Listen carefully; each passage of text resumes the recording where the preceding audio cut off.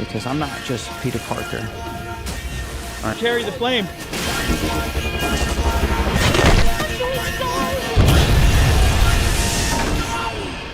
It has been a minute. I don't think I've talked to you guys since the Pokemon ranking streams. True. Which I don't think we ever did. Wait, was I on that? Oh no, Bex, you weren't on those. So. No, but I kind of wanted to be. Yeah. But I just decided, like... But do you know any Pokemon past 150? Well, you get the real layman's opinion. Well, that's kind of what my job was. To only like the first 150. And the rest, we couldn't have Bex muscling in on your turf. The rest was slop. Although I guess I would give fresh takes to as someone who doesn't know like the new Pokemon, like design-wise.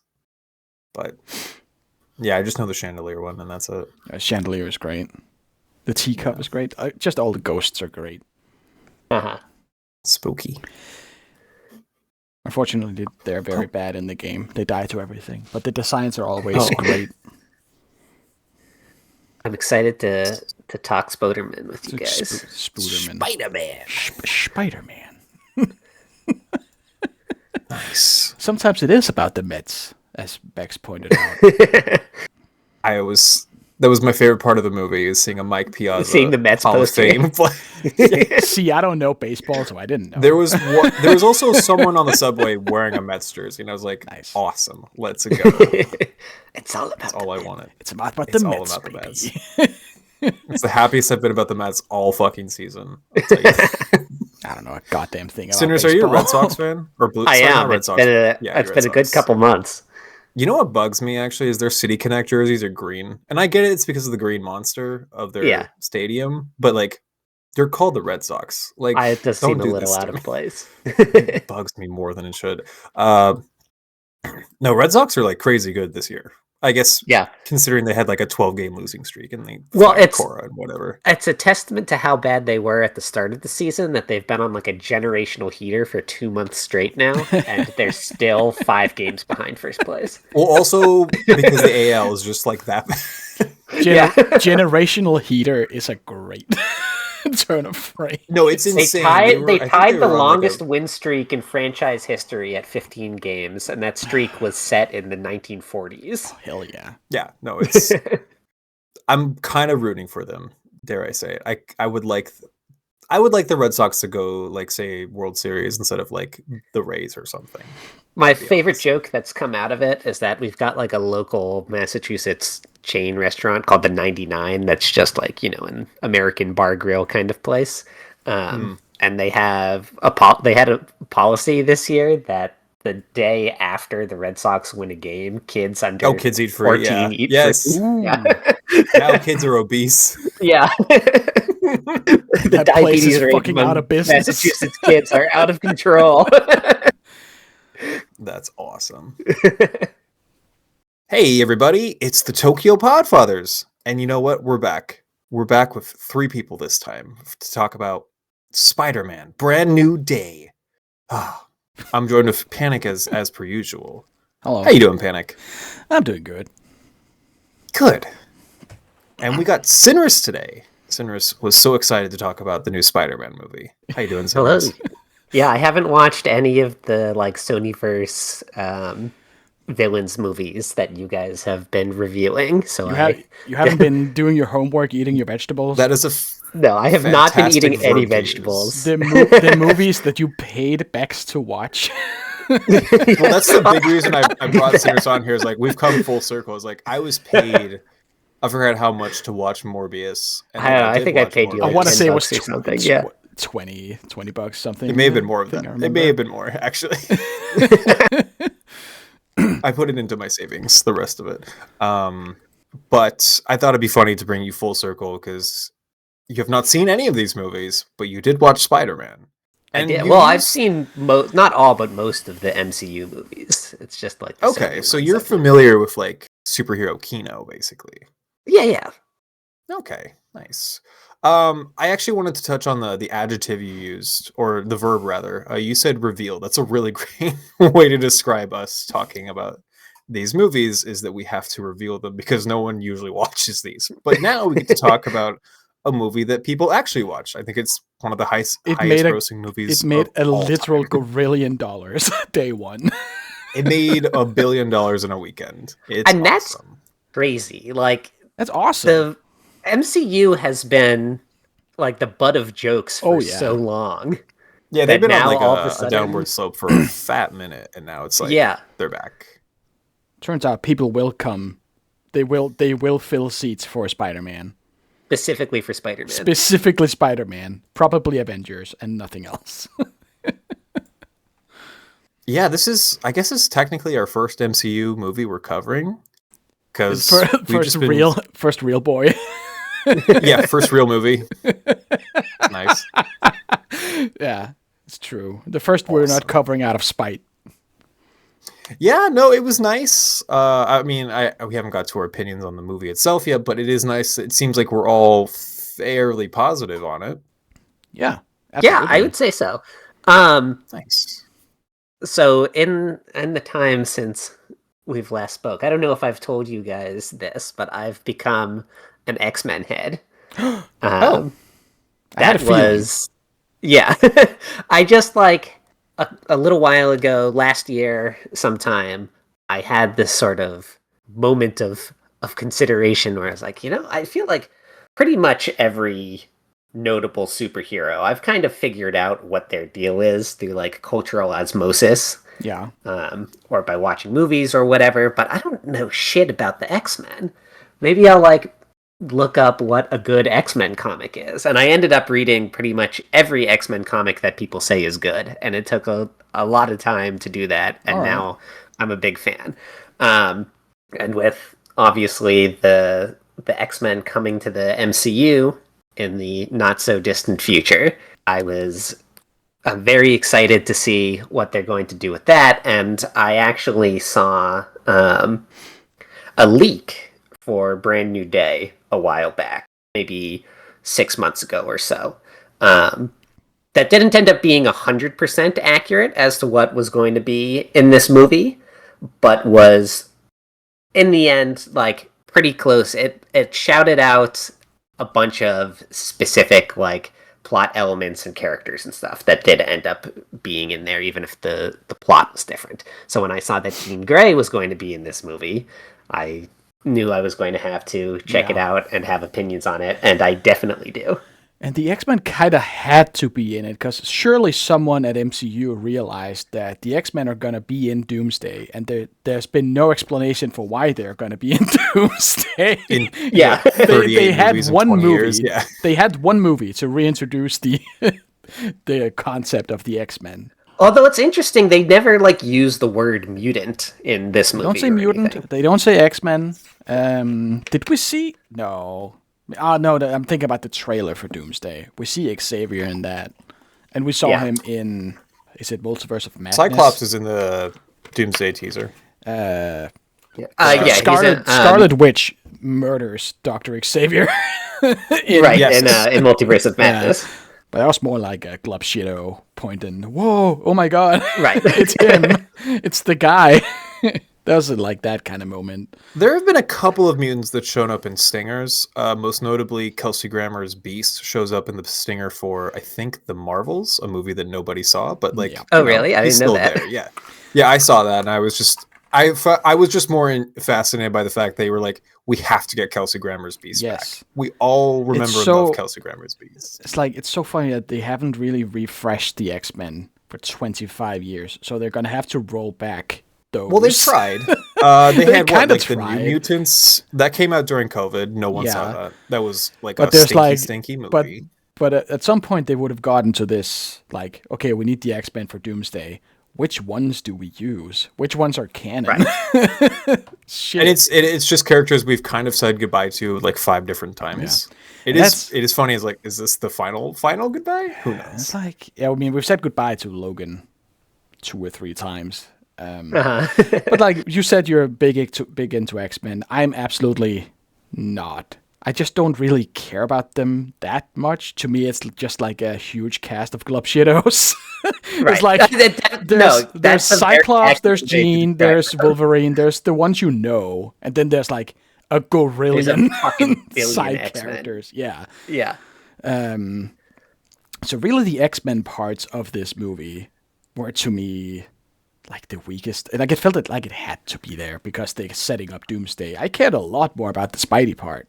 Well, that's funny. I mean, maybe it just like reveals our biases, but I guess. I felt that the movie, I was not really into the movie until kind of the halfway point. And ultimately, I thought that the setup part elements were a lot more interesting than the actual Spider-Man story. I mean, they were good. It's just so transparent to me why they had to be there. Right. Well, that's not the whole thing, is that this is not a Spider-Man movie. This is the first MCU X-Men movie, and they just put Spider-Man's name on it because they want people to be familiar with the X-Men. They didn't have the time or green light to just make a standalone X-Men movie. And they knew people would show up if it said Spider-Man. I mean, it's the best possible way to set up anything is to put it in a Spider-Man movie because people will watch it. That was pretty smart planning. It's like, what if we introduce this next era via a movie that is going to make $1 billion? That's also, like, I get that, yeah. It's also how they got everyone in the world to see, like, Captain America 3 Civil War. It's because Spider-Man's in it. And then that set up Infinity War and Endgame and all the Spider-Man movies. It's like, Spider-Man. You gotta get some fucking Spider-Man. Hit the Whopper button. Get Spider-Man in here.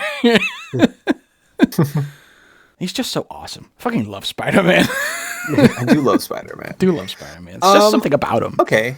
Sinrus, do you want to talk more about like your experience of watching the movie? I'm actually kind of curious. You saw it opening weekend or day after? I think I might have seen it literally opening day. Wow. Damn. Nice. How was it? Did you mean like the theater experience and everything? Oh yeah, the theater experience. Yeah. Yeah. It was totally fine. I see people on the internet complain about like bad theater experiences and like people yelling at movies and stuff all the time. I have never experienced any of that at any showing I've ever gone to. No. There were some like teenagers who were being loud and obnoxious before and right after the movie, but as soon as it started, nobody says anything. Yeah, no, me neither. It's like there were some rowdy teenagers before it started. I think the only time I've heard anyone talk in a theater was during, I think, the first Sonic movie or the second. Some kids were talking about whether Tails could do that or something. It's like some nerds. Shut up. But no, for my part, this is the first time in, I want to say years, I've been in a theater with more than 5 other people in it. People showed up for this, even on, I saw it Saturday after it came out. It's like in a daytime screening and everything. It's like middle of the afternoon. It was almost full. It's awesome. It's great to see people in the theaters. They just need to make 5 Spider-Man movies every year, and the industry is going to be fine. And the industry will be saved. That's all they got to do. I mean, if Spider-Man makes twice what Superman did in the first weekend, that's insane. Is that what happened? Is it like that stark? I think Superman has made 600 million thereabouts. This is sitting at 1.2 billion. Wow. Already. It's crazy. It's the same color scheme. Red and blue. Easy. That's true. It should be so simple. Should be so simple. How about you, Bex? Oh, yes. I did see it opening weekend. I actually saw it as a double feature with The Odyssey. So I did like a Tom Holland, John Bernthal, and Zendaya. Yeah. Double feature. They need to get Pattinson kind of fun in the MCU. Just playing a little weirdo. He could be a weird little guy. No, do you think that being Batman comes with like a non-compete clause that he can't be in the MCU? I don't know actually. Get these spiders out of here. These spiders. Yeah. Spiders.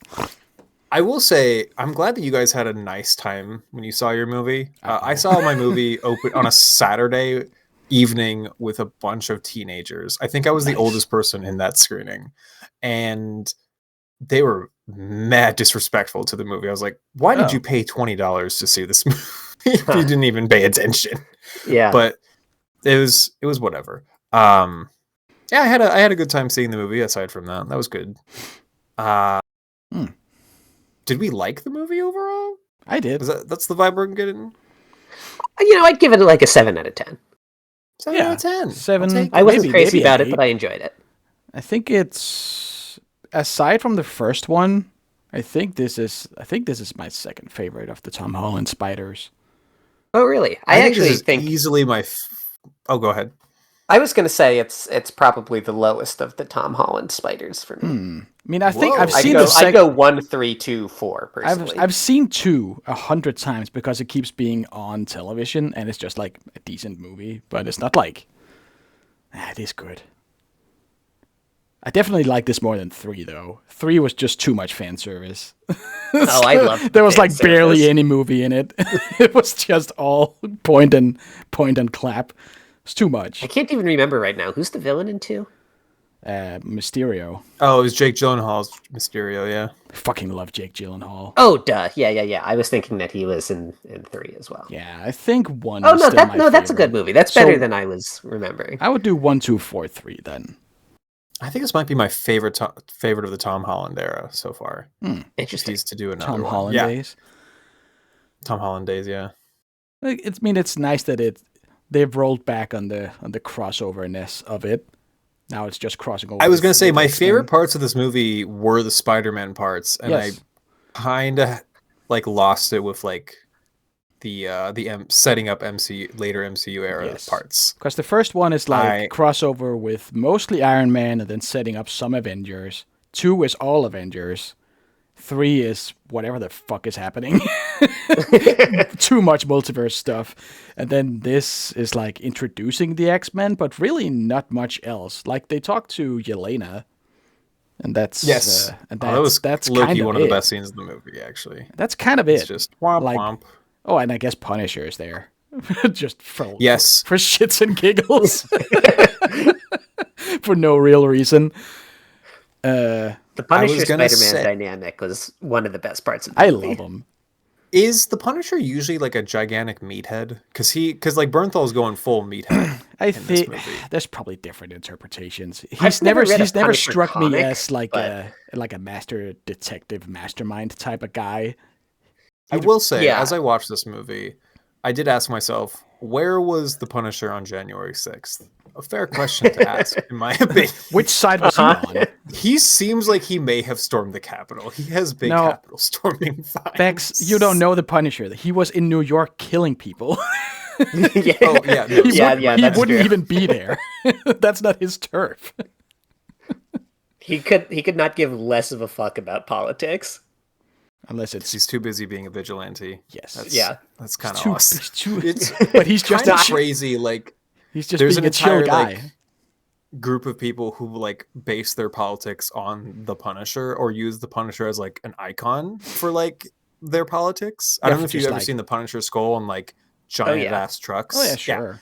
Well, it's a fucking cool symbol though. It's like that super long Yeah, skull, it is a elongated cool skull. It's awesome. Yes.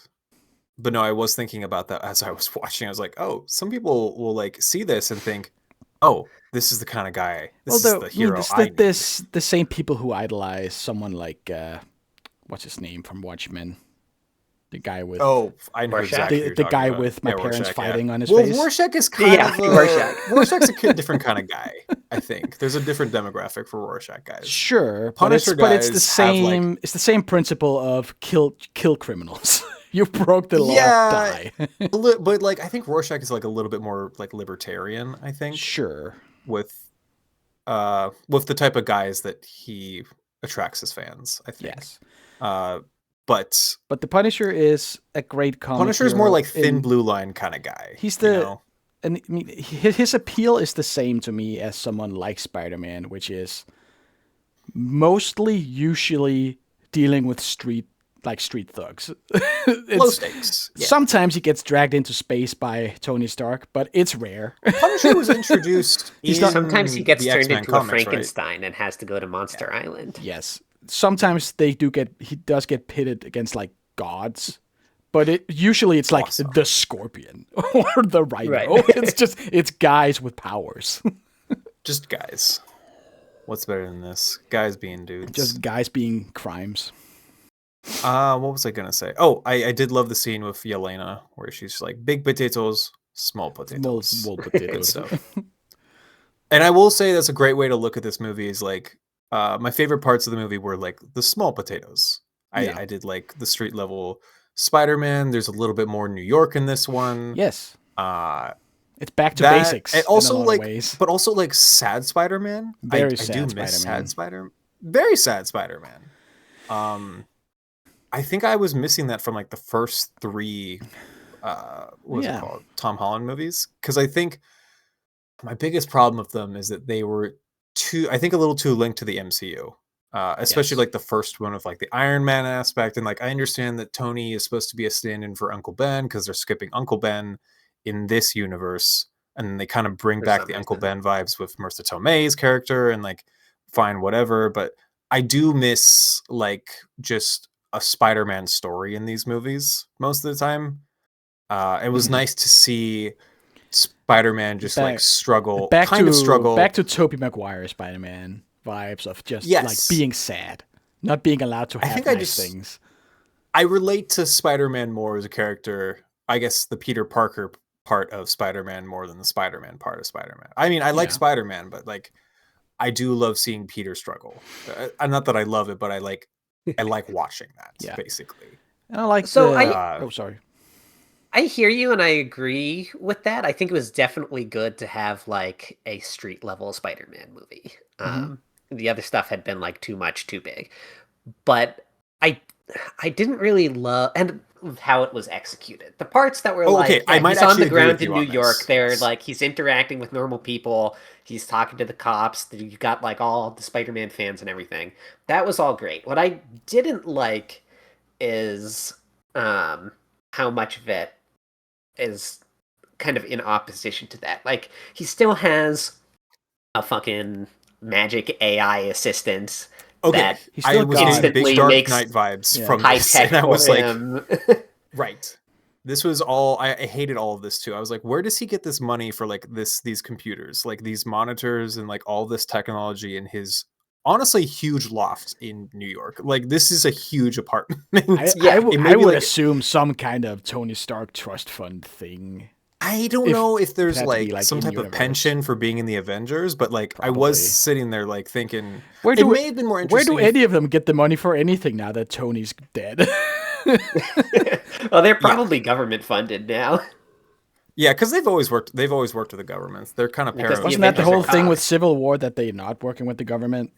Yeah, that was complicated. I kind of don't remember. I kind of don't remember the conflict of Civil War, and I don't really want to revisit it because I feel like it's going to be really stupid. But I'd say it's only moderately stupid. Yes, crazy to think there were people that were on Tony's side. It was crazy. Well, because we like Tony. We like anyway, like you said, the AI chatbot that he had inside of his suit, it was like a Jarvis thing, and I was like, oh, Jarvis, crank it a little. But also, like, there's something kind of deeply evil about having an AI assistant like in your suit or whatever, and like doing highly illegal things. I think the cop character even says on the phone is like, "Isn't that illegal?" And she's like, "I'm gonna pretend I didn't hear that." All it's like I'm setting up every camera in New York to look for this face, and she's like, "That's definitely illegal. I'm gonna pretend you didn't." I didn't. Yeah, I was a little rapport with the cop character was good and fun, but that character's existence is weird. Right? Like the Jim Gordon of Spider-Man. Yeah. I actually, she was basically a Jim Gordon. But, the AI assistant, I was annoyed at how much, I hate to nitpick, I just didn't know where, like, Peter was getting this technology. Like, does he have a job at all? Like, how does he pay rent? Like, right, you got to pay rent on some. Like, that's a huge struggle for Peter, is that like he has so many plates spinning at once that he has to juggle these plates at the same time, if that makes sense. Yeah, and I know Peter is like a science guy, but he's not like a Tony Stark, like Mr. Fantastic science hero. He's not the guy who's inventing cutting edge tech in his attic. No, but he kind of became that after being like Tony's protege in this version of him. Right, but what I'm saying is it felt like this movie was trying to get away from all that Yeah. where he is like I mean, sure, but then you'd have Iron Spider. you'd have people asking, where did the robot go? You had an AI for 3 movies. Where did it go? Plot of Why this do- movie is about how all the shit he used to have is gone. Yes, I mean they could have easily established that it got like broken. I don't know. Jean Really, Grey broke it. the reason somehow. it's there, I mean, transparently, the reason it's there is because they needed him to be able to talk to something during Yes. all of his solo scenes. Yeah, Which is crazy because in most Spider-Man movies, Spider-Man just talks to himself. Like he just has like his thoughts to himself, which I'm fine with. I don't know why he needed Right. to talk to some AI lady, but it was a weird choice for sure. Yeah. And the other thing about it, oh, go ahead. I don't care about the plot that's like, am I Spider-Man? Or am I Peter Parker? I don't know. I'm both, bitch. Like you, that's such a boring conflict to have. Yeah. We did already kind of have that conflict in like Spider-Man 2. And Right. Yes. That's the thing I was thinking about the most during this movie is like, oh, this movie just feels like it's kind of reheating Spider-Man 2's nachos. Is that why I like this movie so much? Because it just reminded me of like my favorite movie ever. And the answer is, I think on some level, yes. Yes, Probably, it did yeah. reheat its nachos. Still nachos, but still good. Yeah, I mean, you ever reheated nachos? I reheated nachos yesterday for lunch, and it was fucking gross. I don't know what I did wrong, but it did not come out I don't good. think I've ever reheated nachos because I always I just think eat with like all the reheating nachos. melted cheese, I think it's just something about like, have you ever reheated like mac and cheese that you made? Like it just like doesn't taste the same. Is there's something about reheating melted cheese that But just reheating pizza is fucking great. fucks it up? Yeah, well, actually, if anything, cold pizza is kind of the way to go in my opinion. Cold pizza also great. Pizza just great. Well, pizza is just kind of on its own tier of like goodness. Like you can just eat it however you want. It's kind of an outlier. Speaking of which, this was supposed to be a street level New York Spider-Man movie. Why and is he didn't not eat eating a single pizza? piece of pizza in Not it. a single slice. He didn't deliver slice of any pizza. pizzas. He didn't eat any pizzas. Well, that's the thing. Whoa, He has that guy like just stole. no job. Spider-Man just stole that guy's pizzas. He just sits in his room as like almost like an incel, just sitting in his room playing with his little gadgets and just not I guess we got socializing with the Spider-Man anyone. Little Caesars commercials, so I'll have to We be did sensitive the to that. Webberoni, yes. He is. There's like a theme of him like just overworking himself to forget how sad he is, just to put off his depression a little bit. Man should be housing pizzas. Yeah. Yeah. Because he is sad, and he's undergoing weird like spider changes, which kind of I like that part because that reminded me of there's some episodes of the animated series from the 90s that I remember. I'm glad that you brought this up because they scared the shit out of me when I saw them as a kid. The ones where he grows extra arms and he becomes the big spider monster. Is that the Spider-Man and His Amazing Friends cartoon? No, that's from the 60s. That's with Firestar Okay. and Iceman. This one has... I should link the intro because it's really annoying. It scared the shit out of me as a kid because it's like all body horror because he becomes a fucking freak. Yes. Like he has like extra arms, he gets extra eyes, he becomes a spider. And I was thinking, man, are they gonna go the fucking crazy route with this? No way, and they didn't. I really thought they were going to do Man Spider. Yeah, that would be fucking awesome. But I was kind of hoping there would be Man Spider. I was kind of hoping he would. I feel like if he grew extra arms, I would have seen pictures. But I was kind of hoping for it. Like they made his eyes go all black, which is nice, just to show him go sicko mode. Yes. I will say, I think oh, go ahead. I was going to say, I'm curious where they're going to go with the whole transformation plot. Is it going to a place of Man Spider? That seems I hope like so.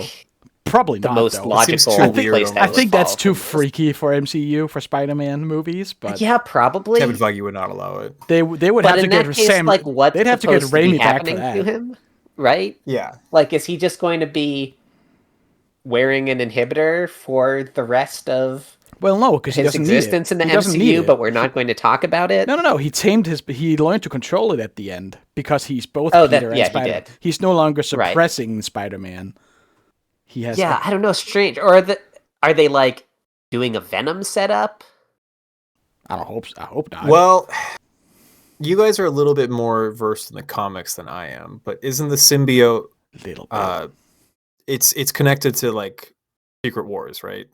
Yes. Okay, so real quick 30-second comic history thing, because I find the story fun, is that the black suit Spider-Man design was created by a fan who like then sent it in to Marvel, and the editor-in-chief at the time, Jim Shooter, who's a crazy individual with a ridiculous story. But they loved it, and he paid the fan, who was like a 14-year-old kid, I think like $20 for the rights to like use this design. Holy shit, $20. Morbius in theaters, Yeah. And then they initially gave the black suit to Spider-Woman, who I believe was Julia Carpenter at the time. And during the original Secret Wars, which was like the first crossover event in Marvel Comics, Spider-Man is there. He meets Spider-Woman for the first time, and he's like, "Who the fuck is this?" Damn, she's got a cool suit. Wait a minute, they didn't know each other? No. Oh, is this why Michelle Williams has the black suit in the first Venom movie? Is that a reference to Julia Carpenter? I think so. Okay, nice. Anyway, during the course of Secret Wars, after a battle or whatever, all the heroes have gotten roughed up, and they're on this alien planet where they find that like one of the rooms in this big alien fortress they're in has like a fabric synthesizer that they can 3D print new costumes for themselves. So they all go do that, and then Spider-Man finds out about it, and he's like, "Oh shit, I'm gonna go and I'm gonna get a cool black suit like that woman does." And he goes in and he uses the wrong machine, and he covers himself in the goo. Oh. And then that is later retconned into being Venom. He prematurely gooed himself. Yes. Nice. So it's always hard to predict how much the MCU is actually going to draw on any specific comic inspiration or storylines. Yeah. But I think they should do the one where he sells his soul to the devil. no, he doesn't sell his soul. He sells his marriage. He sells his marriage. Yeah, it's is it what, One More Day? They kind of do that in a little bit, I guess. No Way Home. Kind of. That's true. It's not actually Mephisto. They more or less take that plot line of like, I'm gonna wish for one thing or use a magic spell to change my life, and it fucks us up. It made me think, because a part of this movie is, okay, everybody has forgotten about Peter being Spider-Man, or they forgot about, what did they forget? They forgot about Peter Parker, right? Everybody has forgotten Peter Parker. I think they forgot that Peter Parker is Spider-Man, because they know who Spider-Man is. But they seem to have forgotten that. But MJ Peter Parker also doesn't know existed. Peter Parker at all. Right. So I think everybody has just forgotten about Peter Parker. But the Hulk remembers, because the Hulk was not present at the time Bruce Banner was. You know who else wasn't present at the time who's from this universe? Wait, did the Hulk remember? I think so, because he said, like, Peter when he fell down. Like, he stopped resisting because he remembered Peter. Didn't he introduce himself at the university beforehand? Or yes, to Bruce. He introduced not the himself Hulk. as... Okay. He introduced himself to Hulk as Ned. This is like true Hulk. Oh, yes. This isn't like the crossover Hulk we have gotten sometimes. This is him like fully hulking out. The Hulk is a different person, technically. Yeah. I think. And he remembered Peter, and that's why he stopped fighting. Oh, and let himself fall. Someone else who's not present is the Vulture, because he's stuck in Venomverse. So if he comes back, he knows Peter. They should get him back. What's his name? Toomes? Adrian Toomes? Yeah, I'm pretty sure that we're supposed to take away from it that the Hulk remembers Peter. Because technically that personality was not present when everybody got wiped. Have not considered this. Not sure what we're supposed to do with that, but it's a cute little detail. Well, that's the thing with these movies, is you can never know what you're supposed to pay attention to. No. Right? Because you never know what's going to actually be a big detail or just kind of like retcon later. Or even the things that are supposed to be set up, half the time they change their mind before the next movie comes Are we supposed to address that? See Kang. We're supposed to address that Peter at the end is like, come on, Jean, you're not a murderer. It's like, yes, she is. She walked that guy straight into traffic. What are you talking about? She's killed a lot of people. She's killed a She lot did of kill people. a lot of people. And she sexually assaulted him and MJ at the same time. She's a horrible person. Okay, but that's why I liked it so much, is because every adaptation of X-Men gets Jean Grey completely wrong. They make her like the nice girl or the teen mom or whatever. Troubled, Jean Grey, nice girl with like troubles. Jean Grey is a bitch at best and like a monster at worst. Okay. So that's nice. And the fact that they introduced her as a villain and had her being like so ruthless and so like not giving a fuck about other people's agencies and just rooting around in their minds and taking control of them. That's the kind of shit that Jean does all the time. I don't like Jean anymore. I never did. But what does Logan see in this woman? Why does everybody like her? She's just like pretty. It's hard to describe, and I started having a lot of hope for X-Men in the MCU when I read that leak that said that Jean was going to be in this movie. Mm-hmm. Because getting Jean Grey right is critical to doing X-Men correctly. Yeah. And most other adaptations, especially like, because the biggest X-Men pop culture penetration was in the 90s, which is like a famously misogynistic time for comics and everything, and Jean was dead in the comics for that whole decade. So, or is that true? Actually, I don't know if she was dead in the comics during the 90s. But anyway, during that period, she was like really de-emphasized, and it was all about Cyclops and Wolverine. Mm-hmm. Those are like the two cool guys. One of them's a wild card, and one of them's straight-laced. And the dynamic between the two of them was all that anybody cared about. But Jean is, in like X-Men cosmology, she is literally God.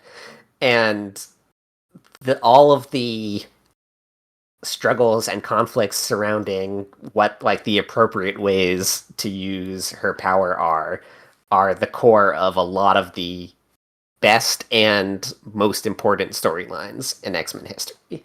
So to recognize that we're not going to introduce the X-Men by saying, here's a new Wolverine, isn't he cool? We're going to introduce it by saying, here's Jean Grey doing kind of fucked up stuff, and to what degree is she valid for how she chooses to use her power, is the perfect way to put these characters into the new franchise. No, see, you got it wrong at the start. You said the correct way, like, the only way to do X-Men is to get Jean right. I think you meant is to have Wolverine. You just have to have Wolverine. Oh, right. Where's Wolverine? We need another Wolverine origin movie. That's actually we need a third X-Men Wolverine origin. Yeah, it's kind of funny. It's like, okay, it's just like she's a god in this setting, basically. But what is an ant to a man? What is a man to a god? What is a god to Aunt May? Nothing beats Aunt May therapy in Peter's mind palace. Can cure anybody. So that said, what I really liked about the storyline they're doing with Jean and how they're depicting her like internal conflicts, all really good. The way they're like the backstory they came up with for her is bizarre, because does she have is Sarah a thing in the comics, her sister? Okay, Psychic Sarah Gray is like one of the weird fandom holy grails of X-Men, so that fucking blew my mind. So the first, like, the Dark Phoenix saga, which you have probably heard of, even if you're not familiar with what happens in it, is the first time that Jean goes like completely nuts. She like destroys an entire planet for the sexual thrill. Nice. And as a result of that action, which is just kind of like a 2-panel thing in the comic, just to show like how powerful she's become, Jim Shooter, coming back around, the editor-in-chief at the time, told Chris Claremont, the guy who wrote X-Men for like 20 years, that was too far. They couldn't have Jean back on the team after she killed all the broccoli people in the Dabari solar system. So he said that Jean either has to like be imprisoned for her crimes or you have to kill her off. And Claremont said, well, it doesn't make sense to put her in prison because then the X-Men wouldn't do anything else except try to break her out of prison. And so the story doesn't work anymore. So she has to die. Right. So he was forced to kill her off basically against his will. Fast forward a couple of years, X-Men is now like one of the biggest franchises on the planet. Shooter decides that we need more X-Men spin-off comics. So I want to do one where we bring back like the original 5 team with like Beast and Angel and Iceman and Cyclops and Jean. And in order to do that, after they forced Claremont to kill off Jean, his like second favorite character, they said, okay, well now we're going to bring her back, and someone else is going to be writing the comic, not you. And Claremont was so upset by this. Famously, his editor like brought him out to dinner to tell him the news that they were bringing Jean back to life, because if she knew that if she told him while they were at the office, he would immediately like go and quit the job. So she brought him somewhere that he couldn't get access to Shooter to talk to him.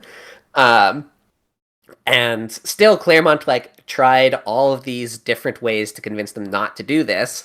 And one of the things that he suggested was, rather than bring Jean back, use this character who already exists, her sister Sarah, who's a normal human, and make her psychic instead. And that was shot down, and Jean was brought back to life. But it's always been like one of these fandom what-if things, that if Claremont had gotten his way and Sarah Gray became psychic too.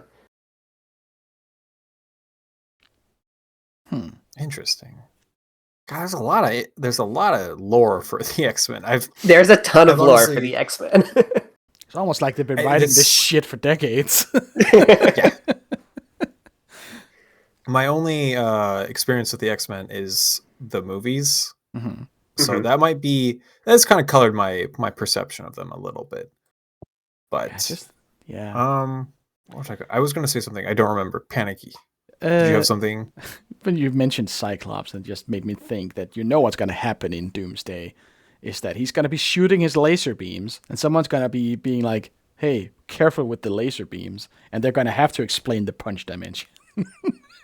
They will not explain. There's no way they're explaining the punch. Because it's a fucking meme at this point. It's like, I'm shooting pure it's not a laser. It's pure kinetic energy. Shut up. It's a laser. You blast. It's a fucking laser, you nerd.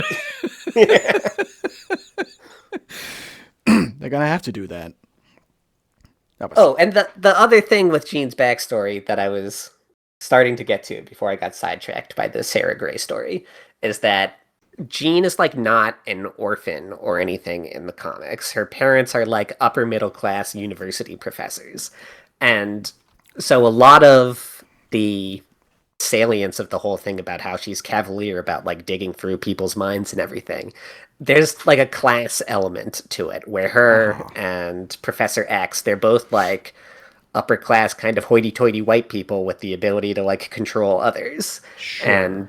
But were they in Spider-Man, like they're not orphans, but they talk about their parents abandoning them because they mutants, get like right? thrown out for being mutants, right? But still from like high class. Do they get thrown out by their parents in the comics? No. Okay. And her parents are around a decent amount, and they're horrible. they're so awful every time they appear. But I guess, like not in a bad parent way, just in a like nasty rich white people way. I guess it kind of a weird thing I'm thinking now is like, okay, so they're bringing back the X-Men, and it's like, is it the same guy who played Cyclops 25 years ago? Well, it will be in Doomsday. I'm sure they'll recast them for. I thought it'd be the same guy. If they're if they're bringing back the same Beast, they'd be bringing back Cyclops or stuff like that, right? Because then it'd have to be like the romantic interest of Max from Stranger Things.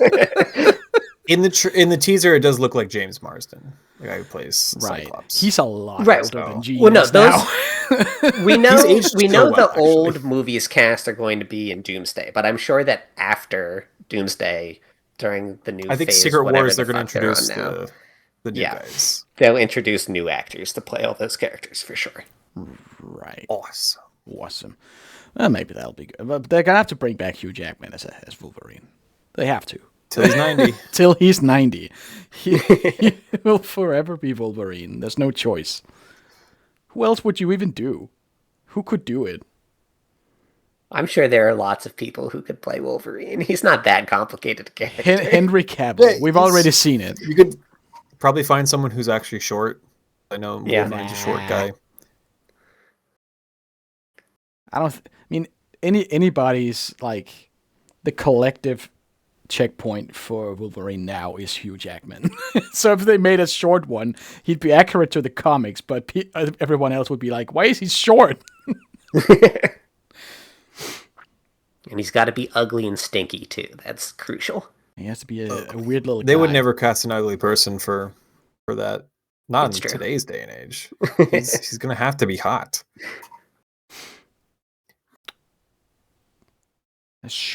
But you can't cast hot people aren't short, Bex. Or the other way around. That's They'll true. cast I am Tom only Cruise. average height, so yeah. Short people aren't hot. That's why you can't have short and attractive Wolverine. Maybe we were looking at it wrong. Maybe he was never ugly, and he was just short. So everybody assumed he was unattractive. Maybe that's it. So Spider-Man most likely going to be in Secret Wars, but not Doomsday, right? Well, I believe that's what I've heard. I don't know if there's like an official source on that or anything, but Spider-Man isn't going to be in Doomsday? yeah. What? I don't- How? Isn't it in New York? Is it? No, I I think don't they know show the anything. I Avengers actually don't know Tower. anything about what they're doing. Isn't with the Doomsday. Fantastic Four and Doomsday and X-Men, isn't that all New York? Well, didn't you watch the post-credit scene, you rube? I did, and it showed space. He's in space. It's in space. So that's what suggests the Secret Wars thing is the space part, Right. if I had to guess. Or Okay. maybe it's something else. Who knows? It's too guess- vague to even I just guess that begs the consider. question: who's taking him to space? Everyone else is gone. It's like the Guardians don't exist. Iron Man doesn't exist. New Avengers sure as fuck ain't going to space. They're all just like guys. They don't have spaceships. Frankly, I don't even Fantastic know Four? like who's still in the franchise. I guess anymore. Thor. I guess Thor could take him to space, but that's like it. Yeah. That's like Thor. I guess Thor is in charge now because he's kind of like He's the only one with He's the one superpowers with left. seniority. Yeah. He's the Yeah. only one who can punch Thanos. The new Avengers had to beat the villain with therapy. Are we excited for Doomsday? I'm very curious about Doomsday.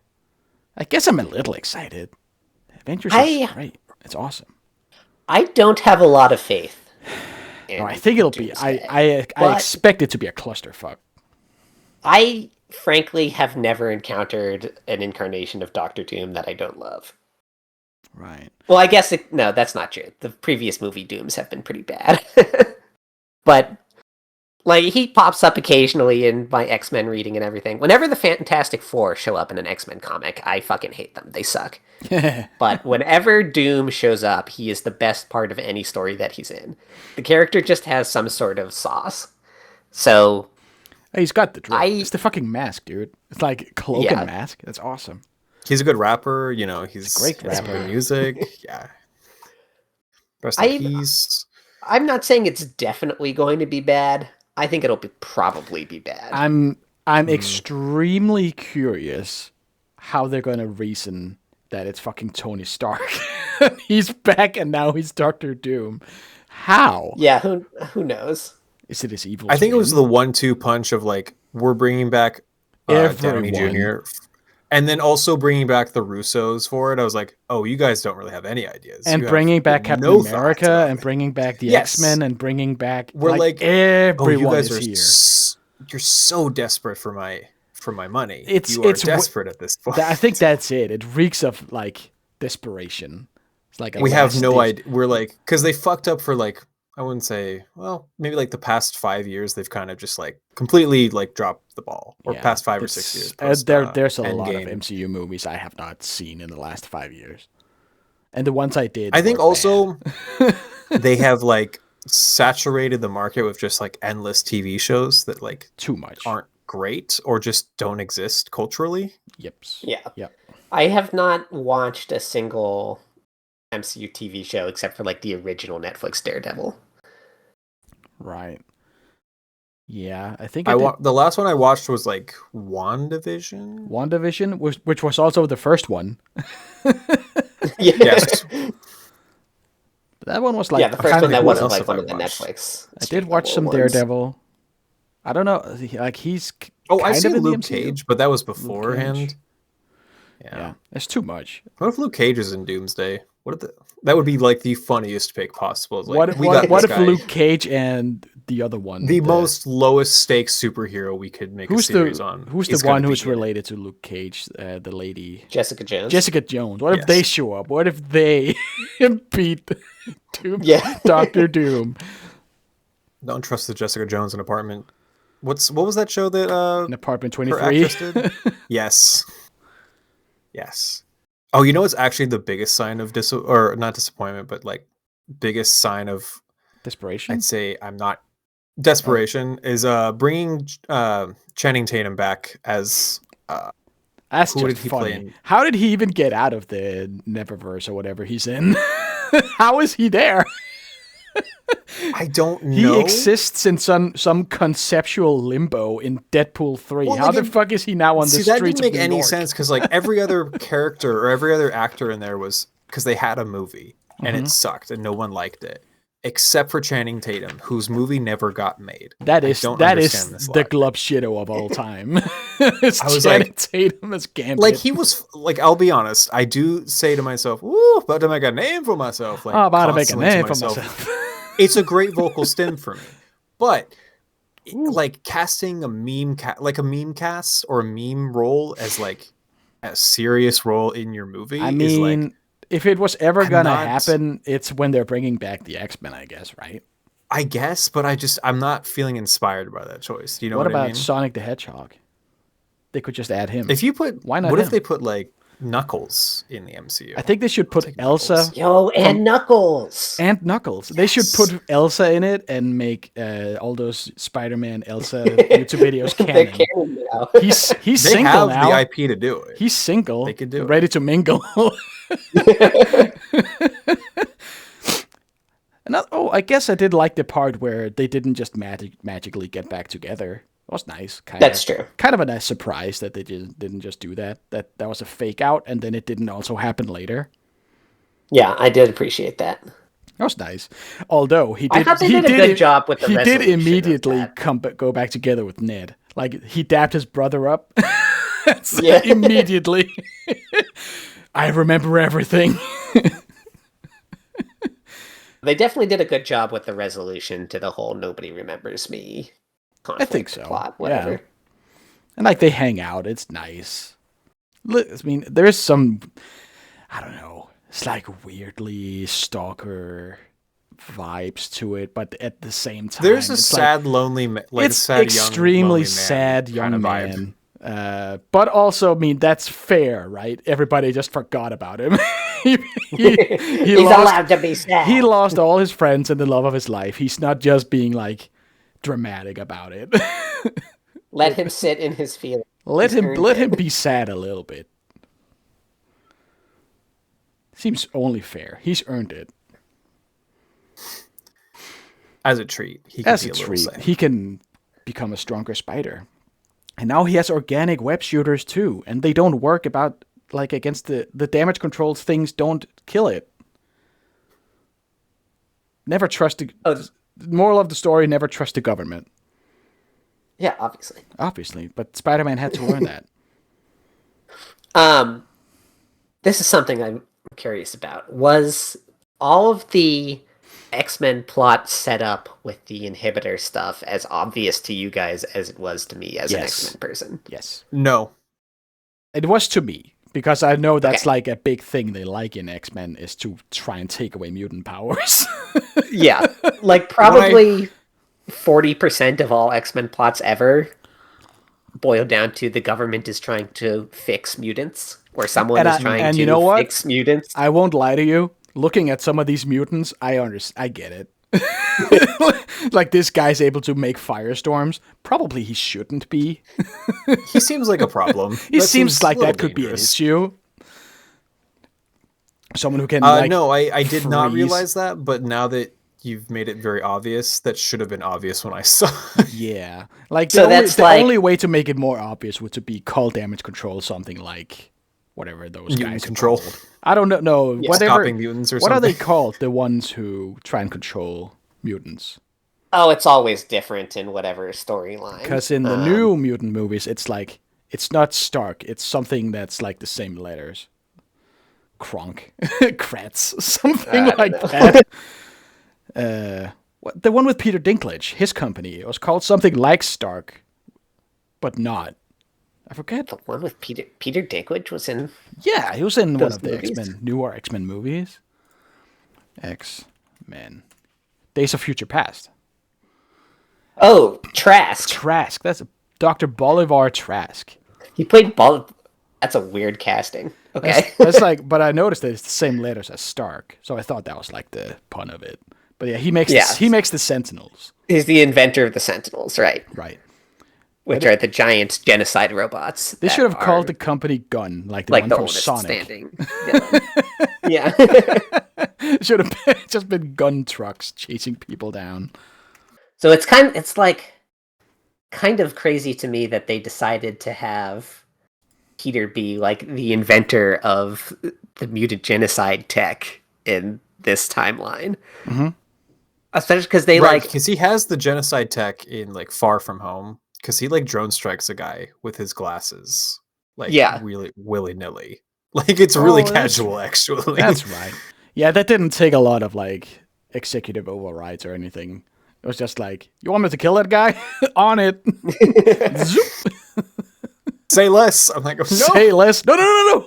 Wait. No. Kind of felt, I don't know if, I mean, I liked Punisher in this, but was he really necessary? Did he do a lot? I mean, that's kind of like you were saying, Panic. You were talking about the animated series from the 90s. I grew up watching that too, and this movie kind of has the same energy of it. It has a and, lot of the same energy, yeah.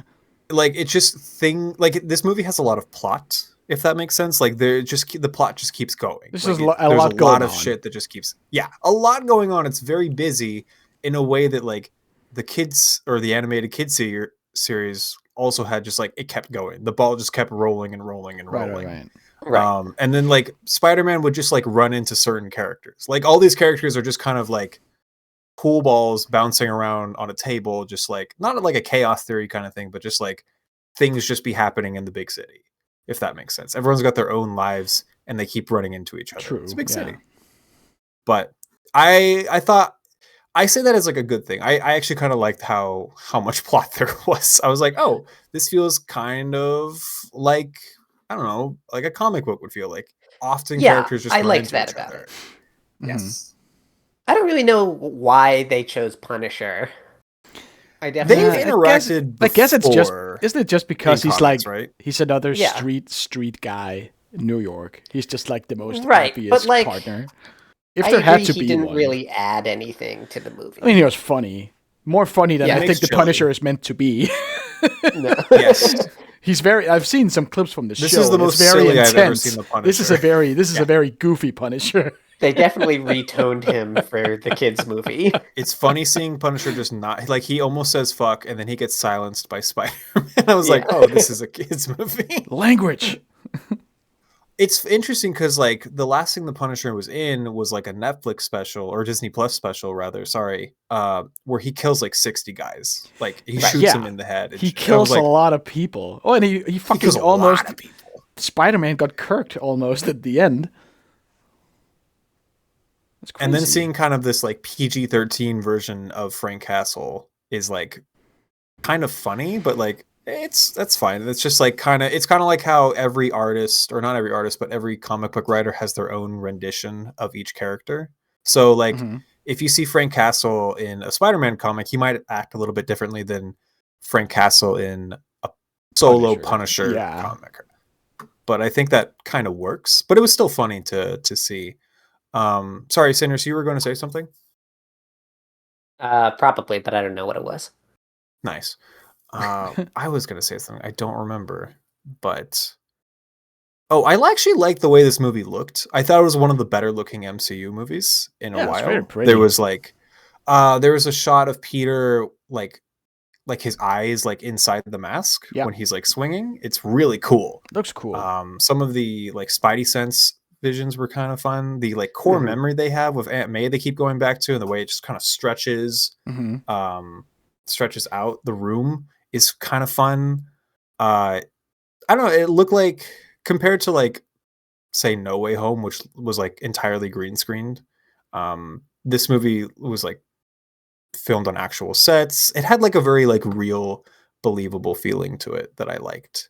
But yeah, I thought it looked nice. It looked good. There was color to it. I agree. I thought the CG in like the first scene of the movie with like the tank set piece was really bad. Did anybody else catch that? I didn't. Yes. That was like truly atrocious. Really? But so that made me nervous from the start, but it picked up after that. I don't know why just that one scene really stood out as being awful. I didn't notice it. It was too... Yeah, I kind of noticed it a little bit, and I was like, "Oh, is this movie gonna look bad?" And happy. then it kind of it kind of impressed me with like more, instead of the CG I was focusing on, I was like, "Oh, the shot composition and like the camera movement was a little bit better than your usual MCU movie." So I was like, "Oh, okay, I'll take that. That's fine." Oh, I wanted to mention, someone brought up the organic webs. There's a scene where like a bunch of web just comes out of his wrists, and it looks like he just came a bunch. Yeah. I thought that was really funny because it also keeps like it keeps going and it's dribbling out. It just keeps going. Yeah, this is actually really funny. It's like squeezing it out at the end, being like, gagging. And I get it, because that was also his reaction to seeing Toby in 3. He was like, ugh. They did a good job making that scene really gross. Yes. Yeah, not being able to control your white stuff, your white substance. His shooter, his Peter Tinkle. He also references he mentions what are the other Spider-Men while he's having this struggle. He says like Spider-Man 1 or Spider-Man 2, I think. I think referring he to the Spidey 2. Probably Toby, because he showed up second. Yes. And Toby has the organic web, I think. Yeah. I don't remember Yeah, he does. Garfield does. And both Peter and Garfield are Tom and Garfield. I'm just calling him Peter Parker now. It's just his name. They're all Peters. They're all Peter. They're both like, ugh. Comes out your wrist? It's gross. I mean, I guess it's a lot more handy because you can't run out. But I was always partial to the mechanical web shooters. I think that's cooler. Yeah, for sure. Really, I think I'm the only organic web kind of guy. I just find that more interesting. I don't know why. Brain organic web. Just, I don't know. There's something interesting about like the body horror of web coming out of your wrist. But I think I just like the tech version more, because then he can also make like the web grenades and stuff. Like he can modify the web. I wish he also used it to electrocute people earlier. He can't do that anymore. You bring up tech, and I almost wish that Spidey had like, or Spider-Man. Well, had, this like, Spider-Man could definitely use less tech. He got teched up way too early. Well, the thing is, Spider-Man has plenty of tech in like other iterations. Sure. But it is just like opposed to that. But it is just like you said, like trackers. Like he would toss that little magnet on. I think I would have preferred trackers over AI. Sure. Chatbot. But the problem is like a huge plus. It's all. He got that in the first one. They would have to come up with a clever way of losing it. Yeah. Because he's almost lost it many times. So They have to come up. Yeah, I mean that cat's out the bag, and he just has ChatGPT on his on his head at all times. He's got Claudette. He's got Claude. He's got Grok. Don't kid yourself. What does Spider-Man use Grok? Tony gave him Grok just to fuck with him. Remember when Elon Musk shows up in Iron Man 2? Yes. Yeah, that's kind of crazy. Yeah? Remember when Elon Musk was like kind of the wholesome Chungus hero of nerds everywhere, and then he started talking? Yeah. I mean, he's always been weird, but people were like, thought he was kind of cool. Yeah, but that time he was like really weird in a becoming nerd way. He was like endearingly weird, and then he started having opinions. Well, also he had like the electric car thing, and then people were like, "Oh, great, this is good for the environment," and stuff like that. And then you find out more about this person, and you're like, "Oh, this is actually the worst human being." Yeah. That's like he's done like wonders for the expansion of like the infrastructure of electric vehicles. You can't really deny that he's done wonders for that. But he is also a terrible person. And most of those both can be true. Those weren't even like his designs for those cars. Like he just took other people's. Yeah, he's not an but he was able to fund this and like accelerate it a lot. And for that, he deserves thanks. But also, shut the fuck up. Be quiet now.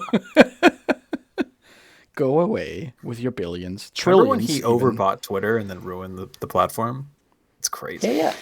I don't remember. He bought it for like 20 billion more than it was worth, and then like depleted the value of the site even more. Sure. Gotta love that. He's honestly, I don't remember what Twitter was like before he took it. I don't remember it being much better. I remember less bots. Maybe. It was slightly more fun, and now it's just kind of. It felt less dirty, I guess. Like now it's like I'm using this, but I don't want to, but I can't stop. It's like it's a weird relationship. He should buy. Twitter's a weird place. He should buy Facebook and ruin it. Well, Mark Zuckerberg's already kind of ruined Facebook pretty well. Yeah, but Musk can do it faster. Trust. Yeah, Musk like could pay more and then also make it lose money. Yes. Like he did it. Where was the X-Men when New York was attacked in Avengers? What would they do? Presumably they didn't exist yet. You think? Is it going to be like from a different? Are these going to be like young universe? X-Men, the ones that show up in Doomsday? Oh, possibly, because they're already casting for young Avengers, I think, or not young Avengers, young X-Men. Well, yeah. I mean, how old is Sadie Sink? I don't know. She's like 18, 19. Let's look it up. Let that sink in. No, wait.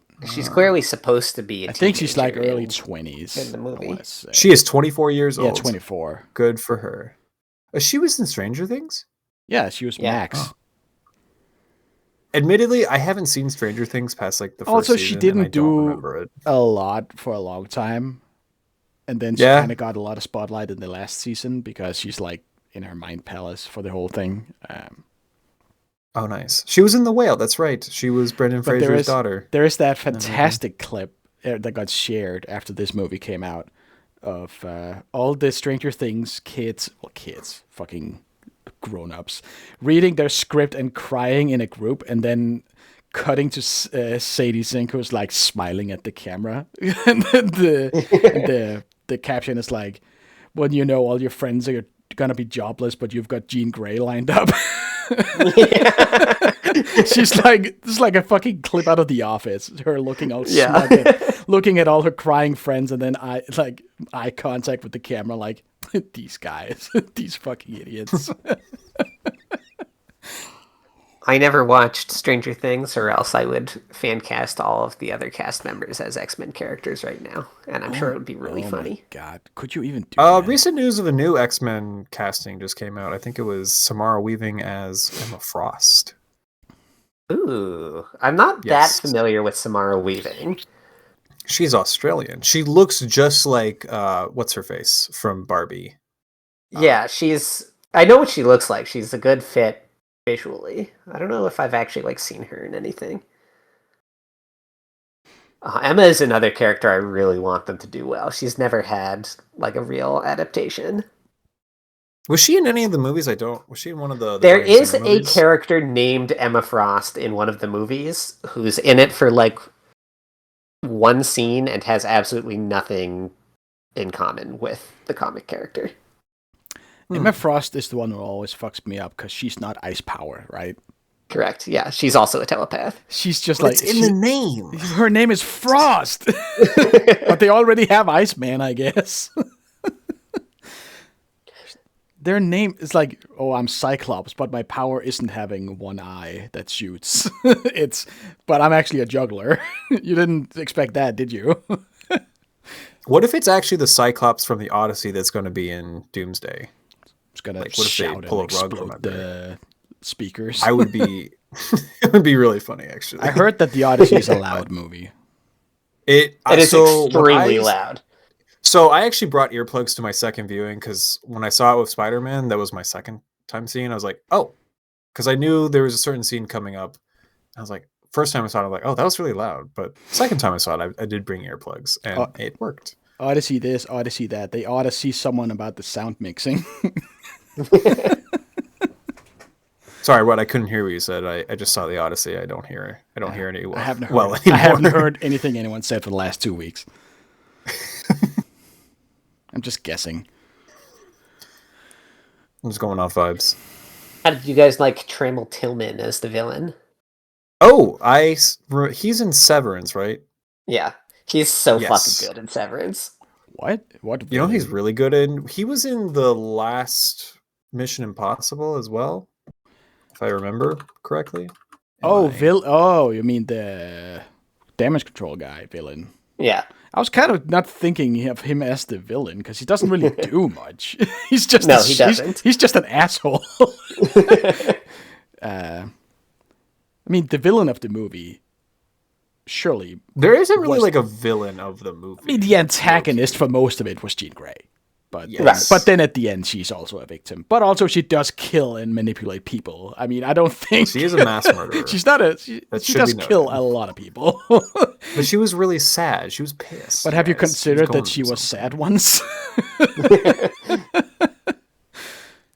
How'd you like the VMAX reveal? What were you expecting VMAX to be? I had no idea what VMAX was going to be, and I thought that the way they did that reveal was pretty cool.